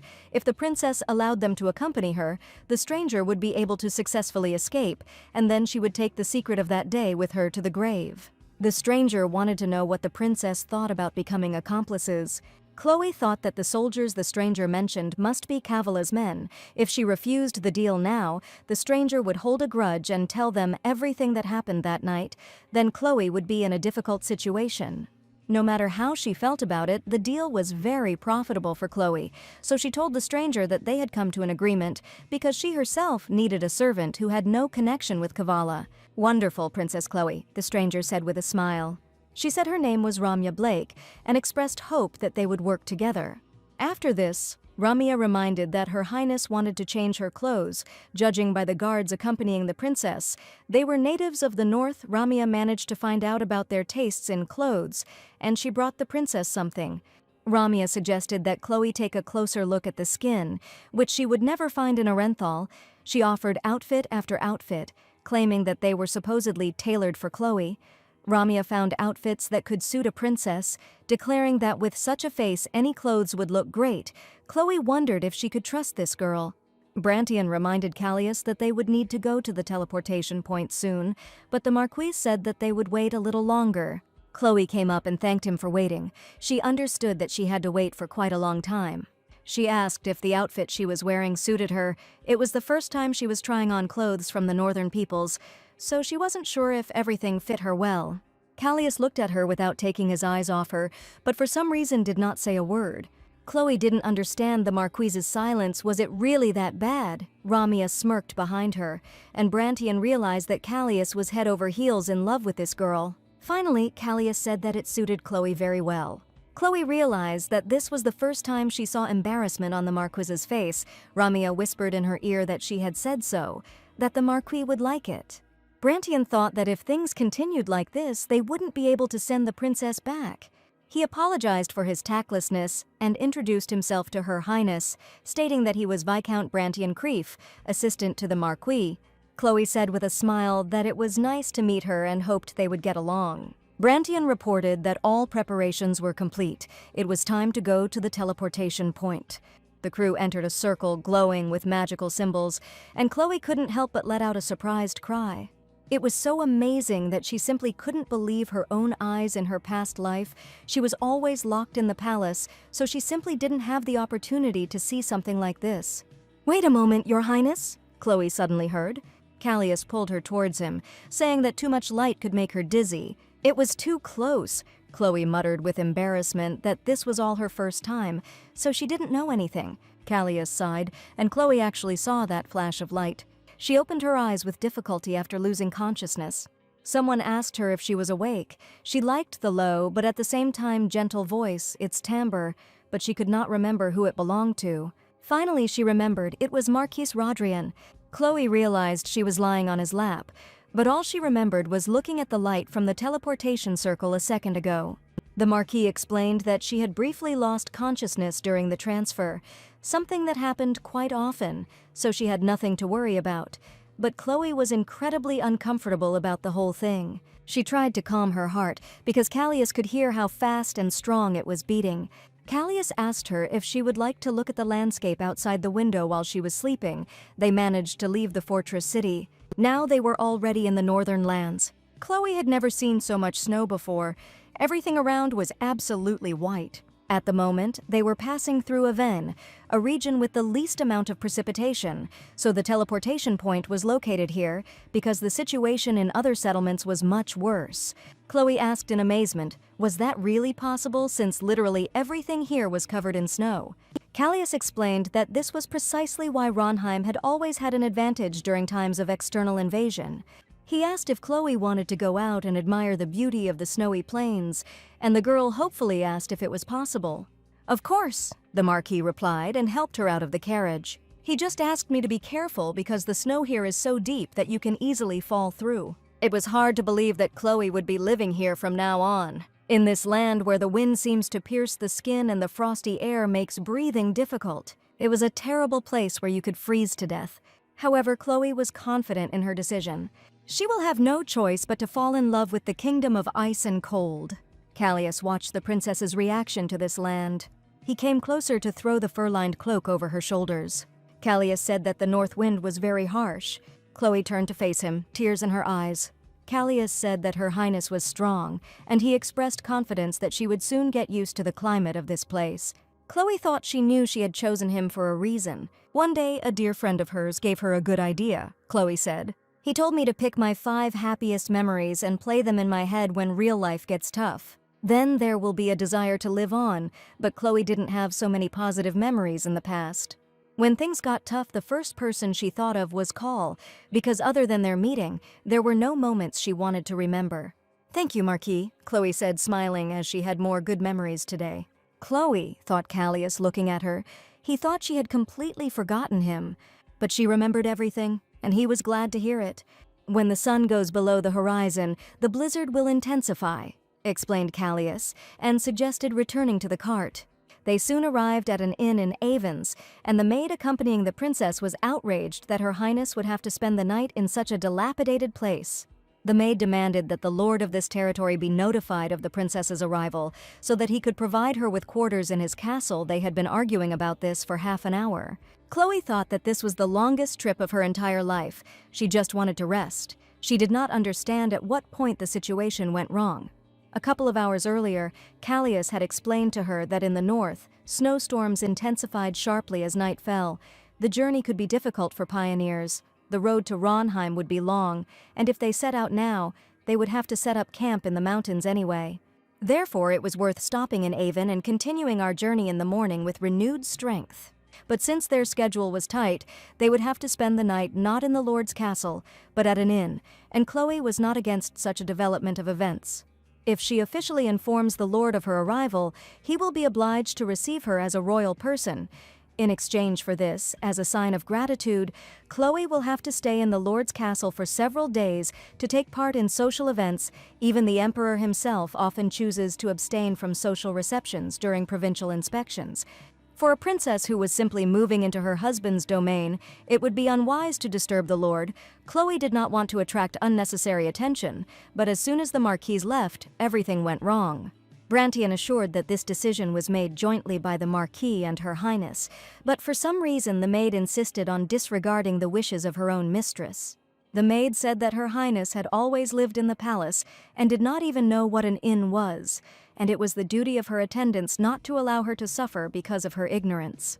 Brantian replied that he did not understand what the suffering was about, because this was the only inn in Avon where even royalty stayed, and Avon was on the border before Ronheim joined the Empire. Then their relationship deteriorated. Even when nobles come, the reception from the Lord may not be as warm as everyone expects. Chloe thought that, except for Ramya, all the maids here were personally selected by Kavala. Among them, there were undoubtedly those to whom she gave special assignments. This quarrelsome one was most likely tasked with keeping an eye on Chloe, so she would refrain from objecting, but squabbling with the Ronheimians would also bring nothing good, so there was no choice. She got out of the carriage and told the two to stop immediately. Chloe told the maid to step aside with her. She noticed that this girl treated the mistress's requests with obvious disdain. Nothing else could be expected from Kavala's assistance. The maid assured that she was ordered to serve Her Highness faithfully and truly to help in the fulfillment of the mission, so she asked to be allowed to take control of the situation. It seemed that this servant had received some instructions from Kavala, but she was certainly not the only one in the imposed retinue. Kavala simply could not have chosen only this girl with a reckless character and an inability to hide her true intentions. Chloe asked the girl to introduce herself and noted that since she knew about the special mission, it meant the Empress trusted her.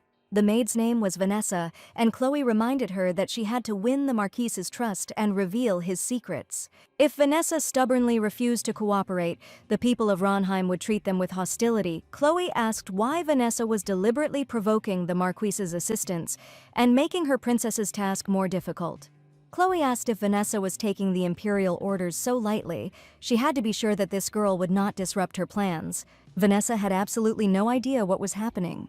They told her that the princess was nothing more than a simple fool who could barely speak a word, a mentally ill person. It was obvious to Chloe what this girl thought of her. She told her that if the Marquise got angry because of this and the mission failed, she would have no choice but to report the incident to the Empress. Vanessa bowed and said that she would be more careful in the future.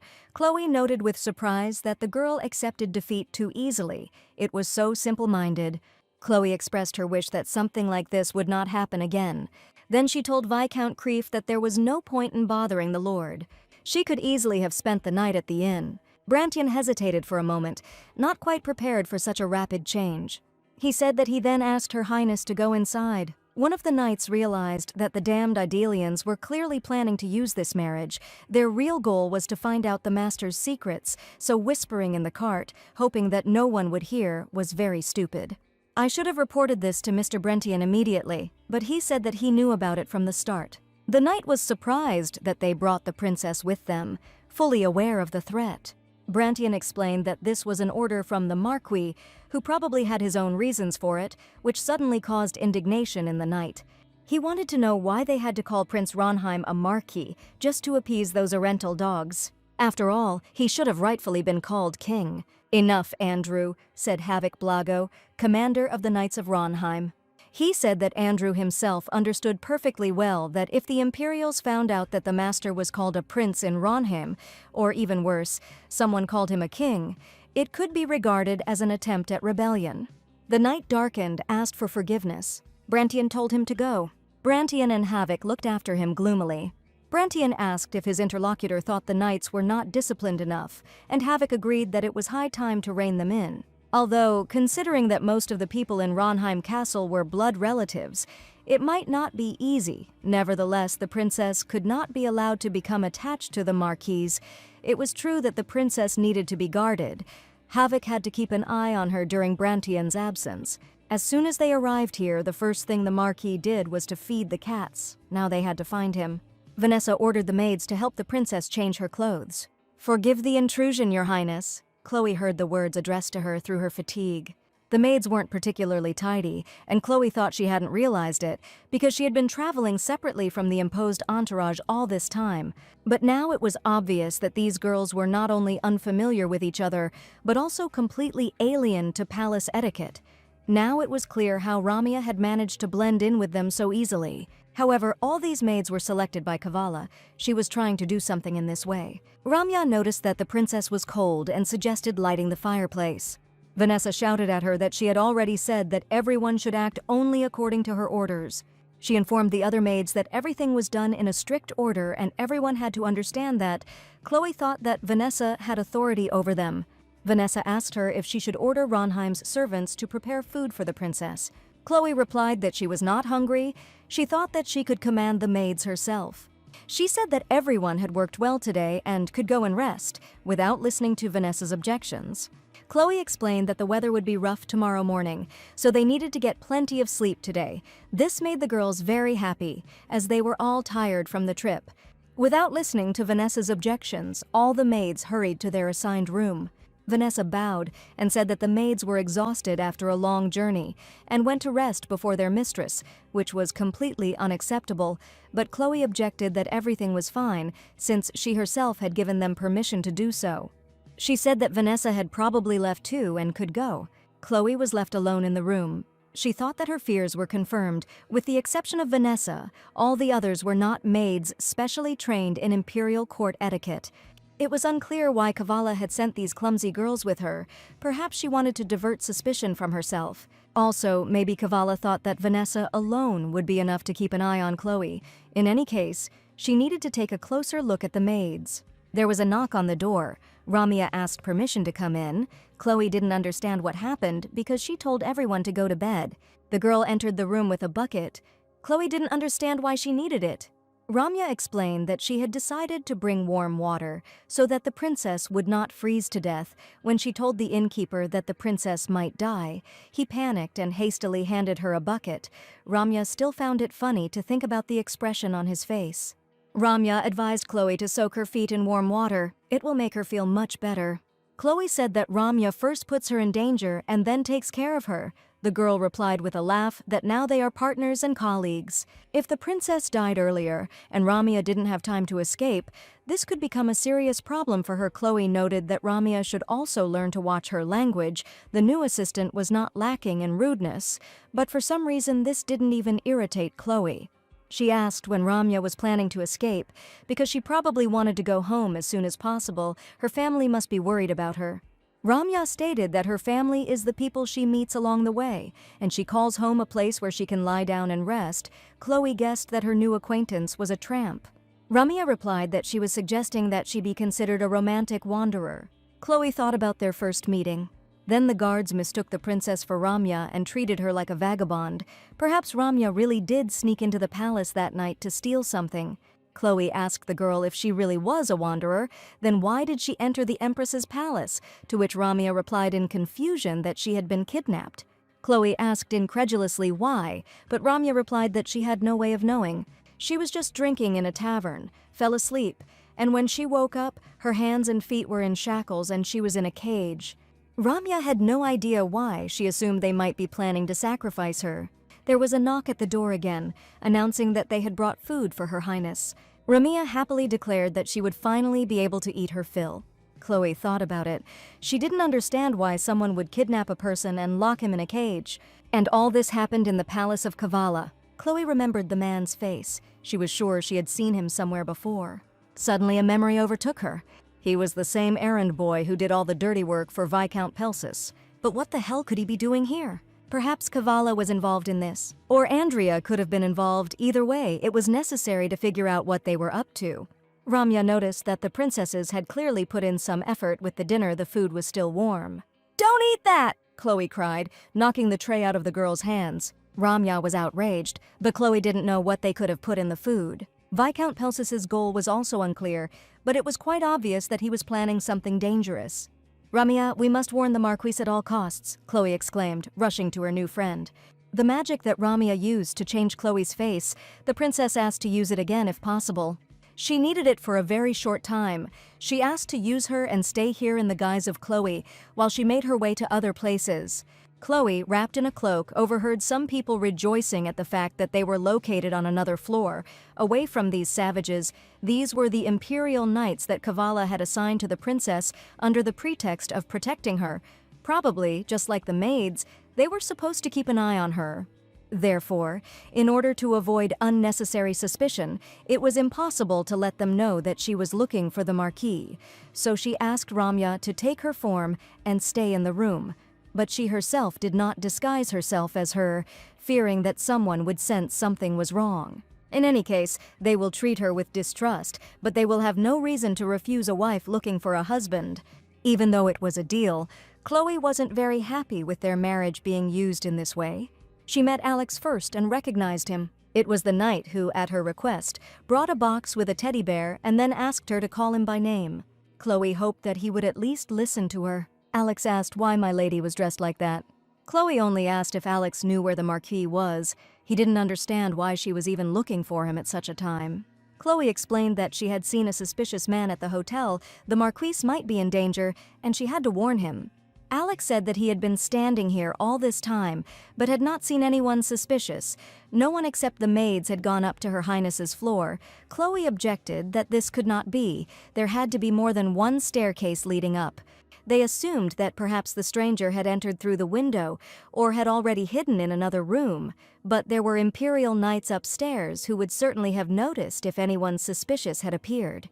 Chloe was forced to admit to this knight that she simply did not trust any of the people sent by the imperial palace. She knew it might be very hard to believe, especially when she had no proof, but if she knew of impending danger, then not taking action would mean repeating the terrible mistakes of her past life. Chloe said she realized her words weren't very convincing, but she was genuinely concerned about the Marquis's safety. So she wanted to warn him before it was too late. She asked Alex to tell her where her husband might be. Alex agreed with her admonitions, but since the gentleman had not yet returned, it was possible to talk to the commander. The knight commander approached and introduced himself as Havik Blago. He wanted to know who the princess had seen suspiciously. Chloe explained that she thought they had been following the procession from the capital itself, so the Marquis might be in danger, so she asked where he was now. Havik said that Her Highness had no need to worry about the Marquis. He would return soon. The gentleman just went to check on his cats. This explanation surprised Chloe greatly, but it did not seem at all out of the ordinary to the Knights of Ronheim, who were discussing that these cats must have been very hungry while their master was away, and since his trip this time was prolonged, he probably hurried to feed them, since all this time they were faithfully waiting for him at the circle of magical movement. Chloe wondered what other cats could be in that snowy field. At this time, Callias, who was walking through the snowstorm, noticed his pursuers. There were 3 or 4 of them, given the circumstances. They must have been people who were unhappy with his marriage to Chloe. But it seems they were ordered to kidnap him hastily without conducting proper reconnaissance. Otherwise, they would have thought this attack through more carefully. They wouldn't dare attack in a place where the voices of snowcats could be heard. Callias didn't even have to do anything as he watched the cats deal with the attackers. He said that at least one must be left alive to carry the message. Callias threw the cats a special treat they had been waiting for. He must have starved them for too long. He couldn't even imagine that they would tear apart such tasteless human flesh. He told them, when they were done, to go after the man who had escaped. "Marquis, where are you, Marquis?" suddenly reached Callias. It was Brentian, and Callias called him. Brentian saw the torn bodies in the clearing and asked if this was the work of the snow spirits. Callias explained that the killers suddenly appeared while the cats were feeding. With their white fur, they were almost invisible on such a snowy night, so the thugs were caught off guard. Now he wondered what idiot sent them. But they will soon find out. The cats are now chasing the one who escaped, so soon it will be possible to find out the whole story of what is happening. Callias was sure that he wasn't the only one they were targeting. He asked if Her Highness's security was reliable. Brantian replied that he had ordered her to be guarded with an ironclad defense, but it seemed that Havoc was facing problems because of the Imperial Knights. They were blocking his access to the floor occupied by the princess, which meant there was a breach in security. They had to hurry. If whoever was behind these killers didn't want Chloe taken alive, she was in serious danger. Callias hoped they wouldn't be late. They arrived just in the midst of a dispute between the Imperial warriors and the Knights of Ronheim. The Imperial warriors were asking why they dared not trust them. It was not the first time they had said that only Her Highness's maids had climbed the stairs. They checked all the rooms and have already repeated many times that there is no one here who could arouse suspicion. Brantian asked what the noise was, but Callias had an idea. Havoc noticed the Marquis and apologized to him for causing a commotion. Her Highness said that she saw a suspicious person, so they tried to investigate, but the Imperial Guard did not want to cooperate. Callias said that was enough explanation. He wanted to know where the princess was. Havoc replied that they had moved Her Highness to a safer room. She said that if she didn't come out herself, her retinue wouldn't believe her, so she decided to wait inside. The innkeeper says he just discovered one of the inn's uniforms is missing, and perhaps the one Her Highness spotted was the thief. Callias said that if one of the hotel staff uniforms was missing, the entire building and surrounding area needed to be combed and the culprit found. The Knights of Ronheim noticed their master and were surprised that he returned earlier than everyone expected. Callias noticed Chloe standing to the side. The girl rushed to him and asked if he was okay. He realized that she was worried about him. Chloe replied that of course she was worried, because she heard that he went out alone this evening.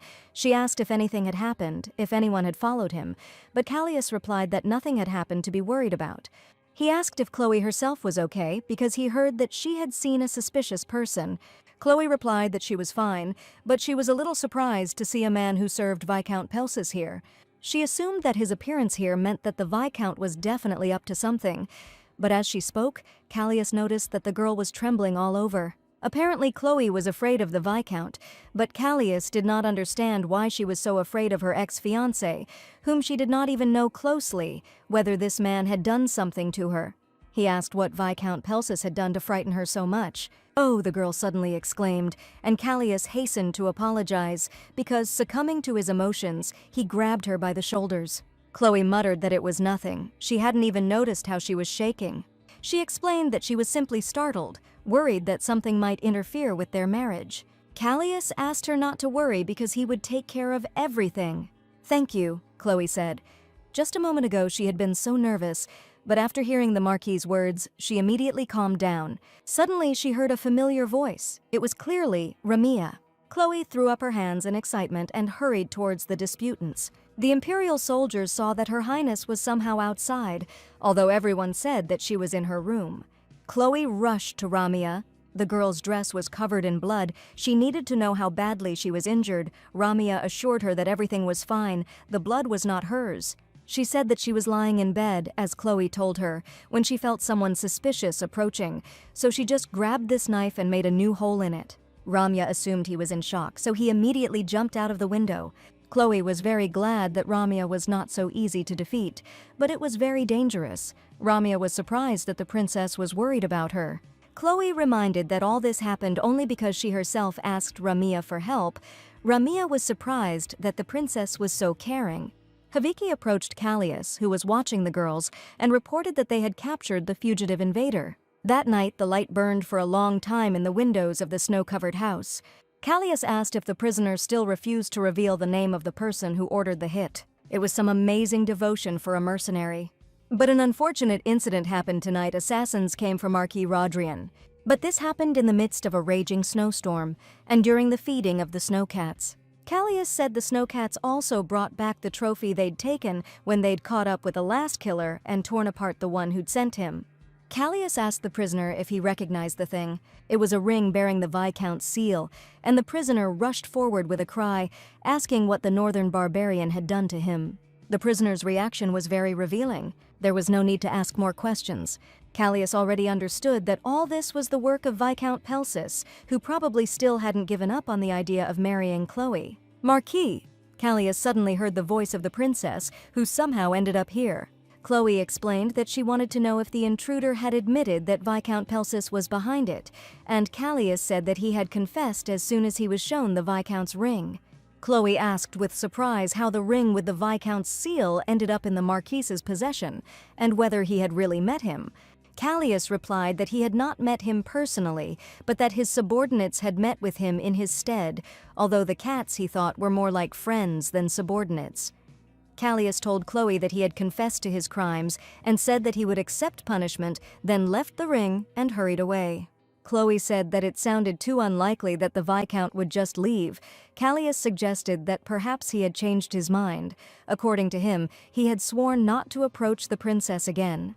Chloe thought that the Viscount had sent his confidant to her bedroom at the hotel and then simply left meekly. She couldn't believe it.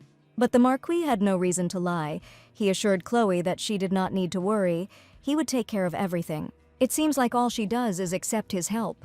Chloe said she felt a little empty because she didn't think the Viscount would give up on her so easily.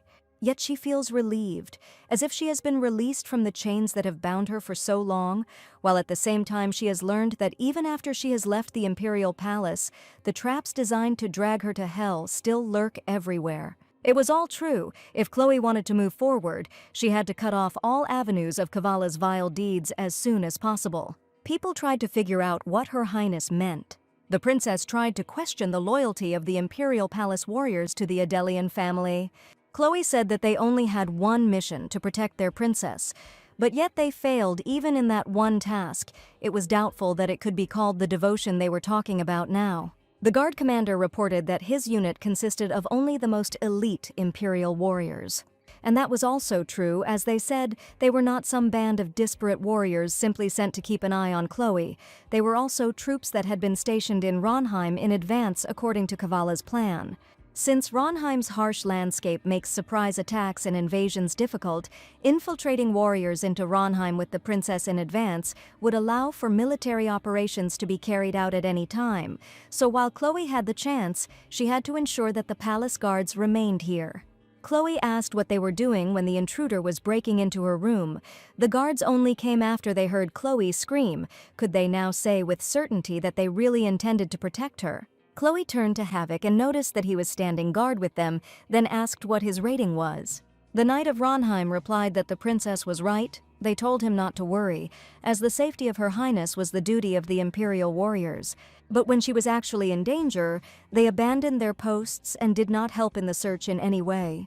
With every word, Chloe began to think that the role of the Imperial warriors was to hinder her protection, not provide it. They were outraged by her reproaches, because how could this be? They were warriors who received orders from the Empress herself to protect the princess. "Empress, you speak," said Chloe and asked Vanessa what she should do. She had already told this girl that she could not trust these people and take them to Ronheim if they had neither the ability to protect her nor the desire to obey her orders. As Chloe had expected, she hesitated when Chloe was leading up to the point where she was going to reject the help of her so-called friends, so she said she would take that silence as consent. She stood before everyone and said that she could no longer trust those who had neglected their duty to ensure the safety of the Idelian imperial family with their protection. So she intended to approach Sir Howard. She said that from now on, she intended to entrust her protection to the Knights of Ronheim, and then asked if that would be acceptable. Ronheim's men froze, as if unable to find an answer. Then their commander bowed and said that my lady could rely on them completely. At this time, in the Imperial Palace of Arental, in the chambers of the Empress, Kavala noted that it couldn't be that she was already in Ronheim. She didn't understand why she needed to contact her. The message she listened to while taking a bath stated that the procession had been attacked by an unknown assailant in Avon. The princess had blamed the imperial soldiers for failing to prevent the attack and sent them back to the palace. The rest of the procession was now heading to Ronheim, and the mission would be completed immediately upon arrival. Kavala said indignantly that she had intended to use this opportunity to station troops in Ronheim. But those fools couldn't even handle one simple task, and now Kavala's plans were ruined, so she at least wanted to know what happened to the sacred relic. Her interlocutor replied that it seemed the relic had been lost outside the palace. It seemed the butler had taken it along with the other jewels. Kavala recalled that her interlocutor claimed that this was impossible, and that's how it all ended. She believed that the thief would not risk holding on to the stolen goods for long, but would try to quickly cash everything out. Kavala ordered them to search auction houses and black markets to find everyone through whose hands these treasures had passed. She told her interlocutor, whom she called Denef, not to disappoint her again, not to make her regret having given shelter to a fugitive criminal like him. He had to bring the relic to her before it fell into the wrong hands. The next morning at the inn in Avenida, Chloe asked where the Marquis was. She managed to find him quite quickly. To think that he slept next to the knights, saying that he couldn't stay at the inn, showed that he had a kind and considerate side. Perhaps it was this very kindness that made her think that the Marquis and Call were alike. The more she looked at the Marquis, the more their faces seemed similar to her. Callias asked if the princess was interested in him, if she was looking at him with that expression. Chloe, taken aback, replied that it was not for any particular reason. It was just that the Marquis looked so much like one of her friends that she couldn't stop looking at him. Callias asked if Chloe meant that precious friend she had mentioned earlier. He wanted to know what kind of person this friend was. He wanted to know more about him, and Chloe replied that she would tell him later. It was unclear why he was so curious about Calla. She couldn't just tell him the whole truth, so she tried to change the subject and asked where the carriage was, since they were planning to leave early today. Callias replied that from that point they would leave the carriage and ride on horseback, but Chloe objected that she did not know how to ride. Callias said that Her Highness could come with him. Chloe didn't immediately understand how he was going to go together, but that was how they traveled for the next few days after leaving Aven. It was hard to believe that people lived behind these rocky mountains. Chloe looked at the scenery around her, fascinated. She tried to imagine what Ronheim would be like. History books describe it as a small kingdom where it snows year-round and snowstorms howl except for a few months, making farming impossible. A poor kingdom of nomads who survived by hunting and herding. The only reason emperors for generations tried to conquer the barren lands was the legend associated with them. Legend has it that among the majestic mountains where the kingdom was built, there were huge deposits of gold and silver, and the long lifespan of the Ronheimians was due to the many medicinal herbs that granted immortality. Seeing the mysterious landscapes with their own eyes, many would think they had entered a fairy tale world. Callias noticed that Chloe was very tired and asked if perhaps some casual conversation would lift her spirits. He would like to talk to her about her precious friend. Chloe asked why he remembered it, since they had been talking about the sword more often lately. Callias replied that Chloe seemed happier when she talked about her friend. He asked if the man was a man, and Chloe said yes, although he looked more like a boy, not at all like an adult. Callias suggested that he must be handsome, and Chloe, without thinking about how that might sound, replied that he was the most handsome man she had ever seen. Then she became afraid that the Marquis might misunderstand her, because she had said several times that Callias was very reminiscent of her friend. Callias continued asking questions, saying that he wanted to know more about the man whose appearance he had reminded Chloe of. "You got me?" Chloe said, terribly embarrassed. She said that her friend had never teased her like that, and she thought that when the Marquis smiled like that, she became even more like him.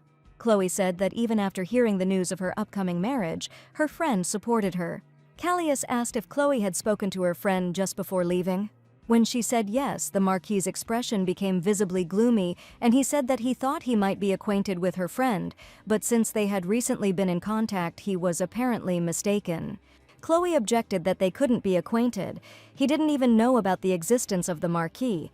It seemed to her that she understood why the Marquis asked about her friend. Callias could not understand at all who this mysterious friend was. Chloe spoke about him so confidently. Callias asked the girl what this mysterious friend said about their marriage.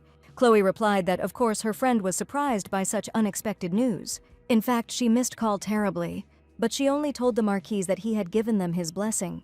The Marquis asked if that was all, and Chloe wondered what else he wanted to hear. Callias said that the princess was very lucky to have a friend. "I think so too," said Chloe, looking at the Marquis and unable to decipher his reaction. She had never seen such an expression on Callias's face. She knew that it couldn't be true, but for some reason it seemed to her that he was jealous of her. To take her mind off things, Chloe asked Callias to tell her more about Ronheim. She had never had anyone in her life who could tell her about these lands. This conversation was more to the Marquis's liking. Their small detachment climbed higher and higher into the snow-capped mountains. The Marquis noticed that Chloe's breathing had become heavy. This could be a symptom of altitude sickness, so it was decided to rest a little. Chloe was embarrassed that she was causing everyone inconvenience again. Suddenly, the Marquis noticed something in the distance and said that every time something like this happens, someone comes to say hello. "Hey!" shouted a man in a fur coat approaching them. "You're back!" he shouted as he approached so that his smiling face could be seen. Chloe was surprised because it was a child. Callias explained that it was Bihar from the Uttar tribe. They are nomads living on the lands belonging to Ronheim. Callias told Bihar that he always greeted them on this road to Ronheim. Bihar replied that he was glad to do so because he wanted to be the first to greet the king. Lady Rasa said that His Majesty would be staying here today, so Bihar came out to greet the guests. And then Bihar said that he had also gone out to see the queen, who would grant Ronheim luck and prosperity, and Chloe was amazed by his words. Callias explained that Rasa was a seer of the Uttar tribe, and it seemed she knew in advance that they would stop here. Then Chloe asked why the boy called them king and queen. Bihar was very happy. He wanted to know where the queen came from, because he had never seen anyone more beautiful in these lands. Callias explained to Chloe that the nomads still refuse to believe that Ronheim is under Arenthal's control, so they continue to call him that. They are hard to accept change, and this will have to be treated with understanding. After these words, Callias turned to Bihar. He recalled that he had already asked many times not to call him king, and Bihar was at it again. It was especially not worth doing this in front of Her Highness the Princess of Arenthal. Bihar countered that the Princess of Arenthal was now their queen, and Callias sternly ordered him to apologize to Her Highness immediately. Then Bihar fell on his knees and began to bow to the ground. Begging for forgiveness, he did not want to offend anyone. He simply made a mistake. Chloe thought sadly that it was wrong to bully a small child, but she couldn't even object. There were too many curious eyes around, and the people of Kavala might take this for treason. If there was a misunderstanding, it was unknown what Kavala would do, so she simply asked the boy to be careful from now on. She asked if he had raised the black lamb he had brought with him. It was so charming. Bihar realized that he seemed to be forgiven. He told that he himself looked after this lamb. Lady Rasa said that the guests might need a guide, so he decided to take him with him. Callias explained that if they went further, they would come across an icy path with hidden crevasses, which is what they call cracks in the glacier. They are so deep that the bottom is not visible, and if you fall into such a crevasse, it will be impossible to get out, which is why they are called death crevices. They are hidden under the snow, disappearing and reappearing from time to time, but the mountain goats raised by the Uttars are very smart and are able to detect these crevices. Apparently Rasa sent them a goat to ensure safety. Usually she sends an old, experienced goat as a guide, but today they will be led by a young one, and Callias did not understand what this meant, but Chloe was glad that this little one would lead them to the resting place. "Yes," said Bihar. They set off on their journey as they had to make it before dark. Chloe was completely stunned by the sights that greeted them. The landscapes she had seen before were already very impressive, but the beauty of this one simply could not be described in words. Callias explained that the lake was formed by the melting of a glacier, a mysterious place where the colors change several times a day. Depending on the height of the sun, the lake can appear turquoise, deep blue, and even jade green. In her past life, Chloe couldn't even imagine how big the world was, but now the aching void in her heart is slowly starting to fill. "Thank you, Marquis," Chloe said. She admitted that since their meeting she has learned something new every day. Callias replied that there was no need to thank him for that. They entered the nomad village. The people welcomed the appearance of the king. Lady Rasa was right. He brought his bride. "It's been a while, Lady Rasa," said Callias, dismounting and being greeted by the news that they had been waiting for him for a long time. Rasa stepped forward and said that the gods themselves had directed her to them. "My king," she said, bowing to Callias. She said she knew what he had been looking for so long. This thing is already very close. Most likely, Rasa was talking about the sacred relic, but Kavala had it. Callias told Chloe that he needed to talk to Rasa and that she should go get some rest. He went to the witch and asked her to tell everything as it was. She said that the thing Callias had been looking for so long was next to him, and now he wanted to know if it was the sacred relic, but Rasa replied that the gods had told her only two things. They spoke of the precious object being close at hand and of Callias's suspicion of his surroundings. As the jewel approaches and Callias' enemy draws his sword, he must keep his eyes open. Callias noted that Rasa's prophecies were always so murky. The seer said that since he is an active figure, one must be patient. If Callias does not despise the deity, he will find out about everything when the right time comes. Rasa suggested returning. The chieftain organized a feast. Callias said that, as always, he was in their debt. Rasa turned around and added that Callias was born to be king. No matter what happened, the Utars would be on his side. Rasa believed that there was no room for objection here. Callias, however, believed that king would be too grand a title for him, a man who was incapable of protecting anyone. Chloe found herself in a strange Utar dwelling, where the locals were pouring warm drinks for the guests. She didn't like the expression on the Marquise's face. She was worried that he had heard some bad news. The Utars asked if Her Highness liked the treat. Brantian explained that it was goat's milk with salt, and in this tribe, salt was more valuable than gold, so if the princess didn't like something, it was better to hide it. Chloe replied that she understood everything and took a sip of the hot drink. She said it tasted very good and thanked the owners for their generosity. Chloe asked if they could pour her another drink. Suddenly, Rasa hit Brantian on the shoulder with her staff. She said that he was overthinking things, so even with all his wisdom, he would come to the wrong answers. Rasa told him to think less and concentrate on his master's requests, and Brantian noticed that she was always picking on him. The seer sat down next to Chloe and their eyes met. Chloe didn't understand why this woman was looking at her like that. Maybe she did something wrong after all. Rasa suddenly leaned closer to the princess. She whispered that God had given her a second chance, and Chloe knew she meant she was being reborn, but it was unclear how the woman knew about it. There were a lot of people around. Chloe was afraid that someone would hear them, but fortunately, no one even looked in their direction.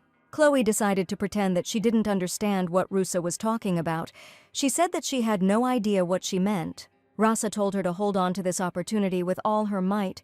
The god has his own purpose, which he wants to achieve with Chloe's help.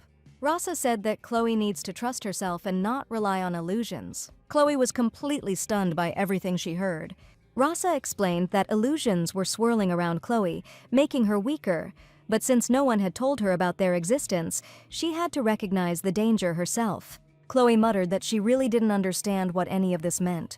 She was puzzled and wanted to end the dialogue as quickly as possible, but Rasa touched her and said that she was dying, but she must not let death overtake her again. These words could mean that life-threatening situations will continue in the future.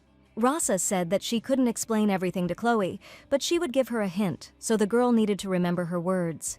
"Okay," Chloe said, looking after the seer. Callias asked what Rasa had told her, but Chloe replied that it was nothing special. Chloe said that she congratulated her on coming here and gave her blessing. Chloe hoped that Rasa would give her some advice instead of handing out food to all the guests herself. "Ras," said one of the warriors, looking at the seer. She noticed that he didn't get any bread, but Alex immediately offered him his. Rasa countered that everyone had their own portion, and there was no need to covet bread that does not belong to you. The warrior said that everything was fine, there was still enough food here. "Yes, that's how it should be," Rasa said. Chloe wondered if this situation could be a clue. She looked at Rasa, and it seemed as if she and the seer were alone in this tent. They spent that night in the tents of the Utar tribe. Rusa's words disturbed Chloe so much that she could not sleep at all. She didn't know when they would be able to meet the seer again once Chloe left this place, so now was her last chance to find Rasa and find out the meaning of her prophecy. Chloe tried uncertainly to identify Rasa's dwelling from among the many similar tents. "Rasa, are you here?" the girl asked, peering inside cautiously, and then said that she needed to ask her about something. "What brings you here at such a late hour?" a voice came from behind Chloe. It was the Marquis, and Chloe thought he was sleeping, but he was here and reported that Rasa had gone to pray to her gods. Callias asked what Chloe wanted to tell the seer, and the girl said that in fact Rasa told her about the prophecy. She gave her some kind of hint, citing the situation with the bread as an example, but Chloe was still unable to understand what it all meant. "This must be your secret," said Callias. Chloe, after thinking, decisively answered that this was indeed the case, but she and the Marquis were in the same boat now, so she would be able to tell about him if Callias waited for Rasa with her. Callias happily agreed, but suggested going inside, as it was unbearably cold outside. The coals in the brazier inside the tent had not yet completely burned out, and Rasa should be back soon. It was strange that Chloe was betrayed by those she considered her family, but was able to trust the Marquis in such a short time. Chloe's experience simply screamed that you can't trust people, but he was silent about the Marquis. Chloe asked if the Marquis knew that the Empress had sent her here as a spy. She wanted there to be absolute trust between them. Callias replied that he knew it would happen, and Chloe asked if he had intentionally acted as if he had feelings for her so that rumors would spread. Callias replied that he thought the Empress would take advantage of the princess if he entered into this marriage, as there was no easier way to send a person to Ronheim. Chloe wondered if, in that case, if she tried to prove that she was not on Kavala's side, he would be able to believe her. She was afraid that she was only drawing more suspicion onto herself. Perhaps she should have told Callias about her past life. But then he might think she was crazy. Chloe had no way to prove to the Marquis that she was on his side. "Yes, I believe you," Chloe suddenly heard. She looked up at Callias and asked him if he believed her. The Marquis replied with a smile that he had no one else to rely on except his own wife, and with these words, all of Chloe's worries disappeared without a trace, because he said that he trusted her. She asked what would happen if it turned out that she had lied to the Marquis, but Callias replied that this was not so, and that liars had completely different eyes. Callias said that when he received her letter, he wondered who could have sent it, so he decided to attend the banquet. And there he saw Chloe, trembling with fear under everyone's eyes, but looking straight at him when the girl asked for a gold mine as a wedding gift. She looked simply stunning, but Callias's attention was drawn to her desperate look. The more he got to know Chloe, the more he became convinced that she was the kind of person who was ready to move forward no matter what, and he was very proud of her. This is exactly how he imagined her. Chloe thought that Marcus Rodrian had every reason to doubt, but he still trusted her. She was very grateful to him for this and wanted to tell him about it. Callias remarked that his mistress spoke words of gratitude too often, and Chloe replied that it was because she had something to thank him for, in fact. Callias asked if he could ask her for something then. He said calling him Lord and Marquis, being his wife, sounded a little cruel. He would prefer that Chloe called him by his first name. By name, Chloe asked again and immediately agreed. Chloe said it would be really easy, especially compared to everything he had done for her, so she asked him to call her by her first name too. Callias assured that it would be an honor for him. She said that it seemed the maids had also been ordered to keep an eye on the Marquis. Chloe didn't know why, but Kavala had no intention of taking her eyes off Callias, so he had to be more careful. Callias said that he knew perfectly well what Kavala wanted. Chloe didn't need to worry. The Empress wouldn't touch him until this thing was in her hands. Chloe thought with horror about what Kavala and Andrea might want from Callias. Andrea had been pursuing the goal of killing the Marquis even in her past life, but she didn't understand why he spoke as if they wanted something else. Callias asked Chloe for forgiveness. He knew that his knights were suspicious of her, but she should not pay attention to it. Chloe replied that she understood why the Ronheimians did not like her. Callias explained that they wouldn't have acted that way if they knew Chloe wanted to leave the imperial family, but he simply lacked the leadership skills to convince his subordinates of that. Chloe said that he must have had his reasons for it. She understood that just as she couldn't tell him about her return to the past, Callias also had things that he couldn't tell her, and it had nothing to do with trusting her. She said that everyone has their own secrets. Callias thanked her for her understanding. He noticed that it seemed that Rasa was delayed. It was already too late, so it was better for them to leave and come back in the morning. Chloe said that was a good idea. Callias took her hand, and Chloe felt that his hand was very warm and reliable. This warmth seemed to penetrate under the skin. It was a very strange sensation, but very pleasant. Together they left Rasa's tent and were now walking through the snow. Callias asked if Chloe liked stars. Chloe looked up. The whole sky was covered with them. There were endless numbers of them, and they were beautiful. The whole of Ronheim was incredibly beautiful. Callias agreed with this completely. Chloe recalled that Callias said he lacked leadership skills, but she thought he would have made a good king. Chloe explained that he truly loved his kingdom, and it was clear from his words and actions. Callias said that Chloe called him king. Chloe simply could not have found a more suitable word for him after the resurrection. Only the thirst for revenge helped her to live on. But now she wanted to help the people who gave her a new home, to return what belonged to them. Chloe stated that she wants to retake this kingdom fairly, and wants to see Callias sitting on the royal throne. She genuinely wanted to help Callias. Chloe believed that everything should be in its place, and she was willing to do anything for this. Chloe felt incredible this morning. She still felt the warmth. "Chloe," Callias called out to her. He said that Rasa was not feeling well, so it would be unlikely that he would be able to see her. But there was no need to worry. Her prophecies would manifest themselves after some time. Chloe was only worried that she was too stupid to understand when that time would come. Callias said that this was not the case at all, and if she needed Ross's help, they would definitely meet again. Chloe thanked him. She really did feel better. At that moment, 2 Utarians approached her and presented her with a wedding gift. They said that while creating the necklace, they prayed for God to protect the queen, and the stones that were used in the work resemble the color of the lady's eyes. Chloe thanked the craftsmen and assured them that she would take good care of it. Yes, Chloe thought as she waved goodbye to the Utarans and drove away with Callias. The day Chloe decided to change the past, her life began to change too. She would overcome all difficulties with her head held high. A few days later, Ronheim Castle came into view. Callias helped Chloe dismount and informed her that they were there. Chloe looked at the castle that would now be her new home. People came out to the gate, and now they greeted Chloe as their mistress. Chief Steward, Mainz Villeno, also said he was glad to see his master back safely. Callias thanked him for looking after the castle. He ordered all the courtiers to be gathered so that he could introduce his wife to everyone. They entered the castle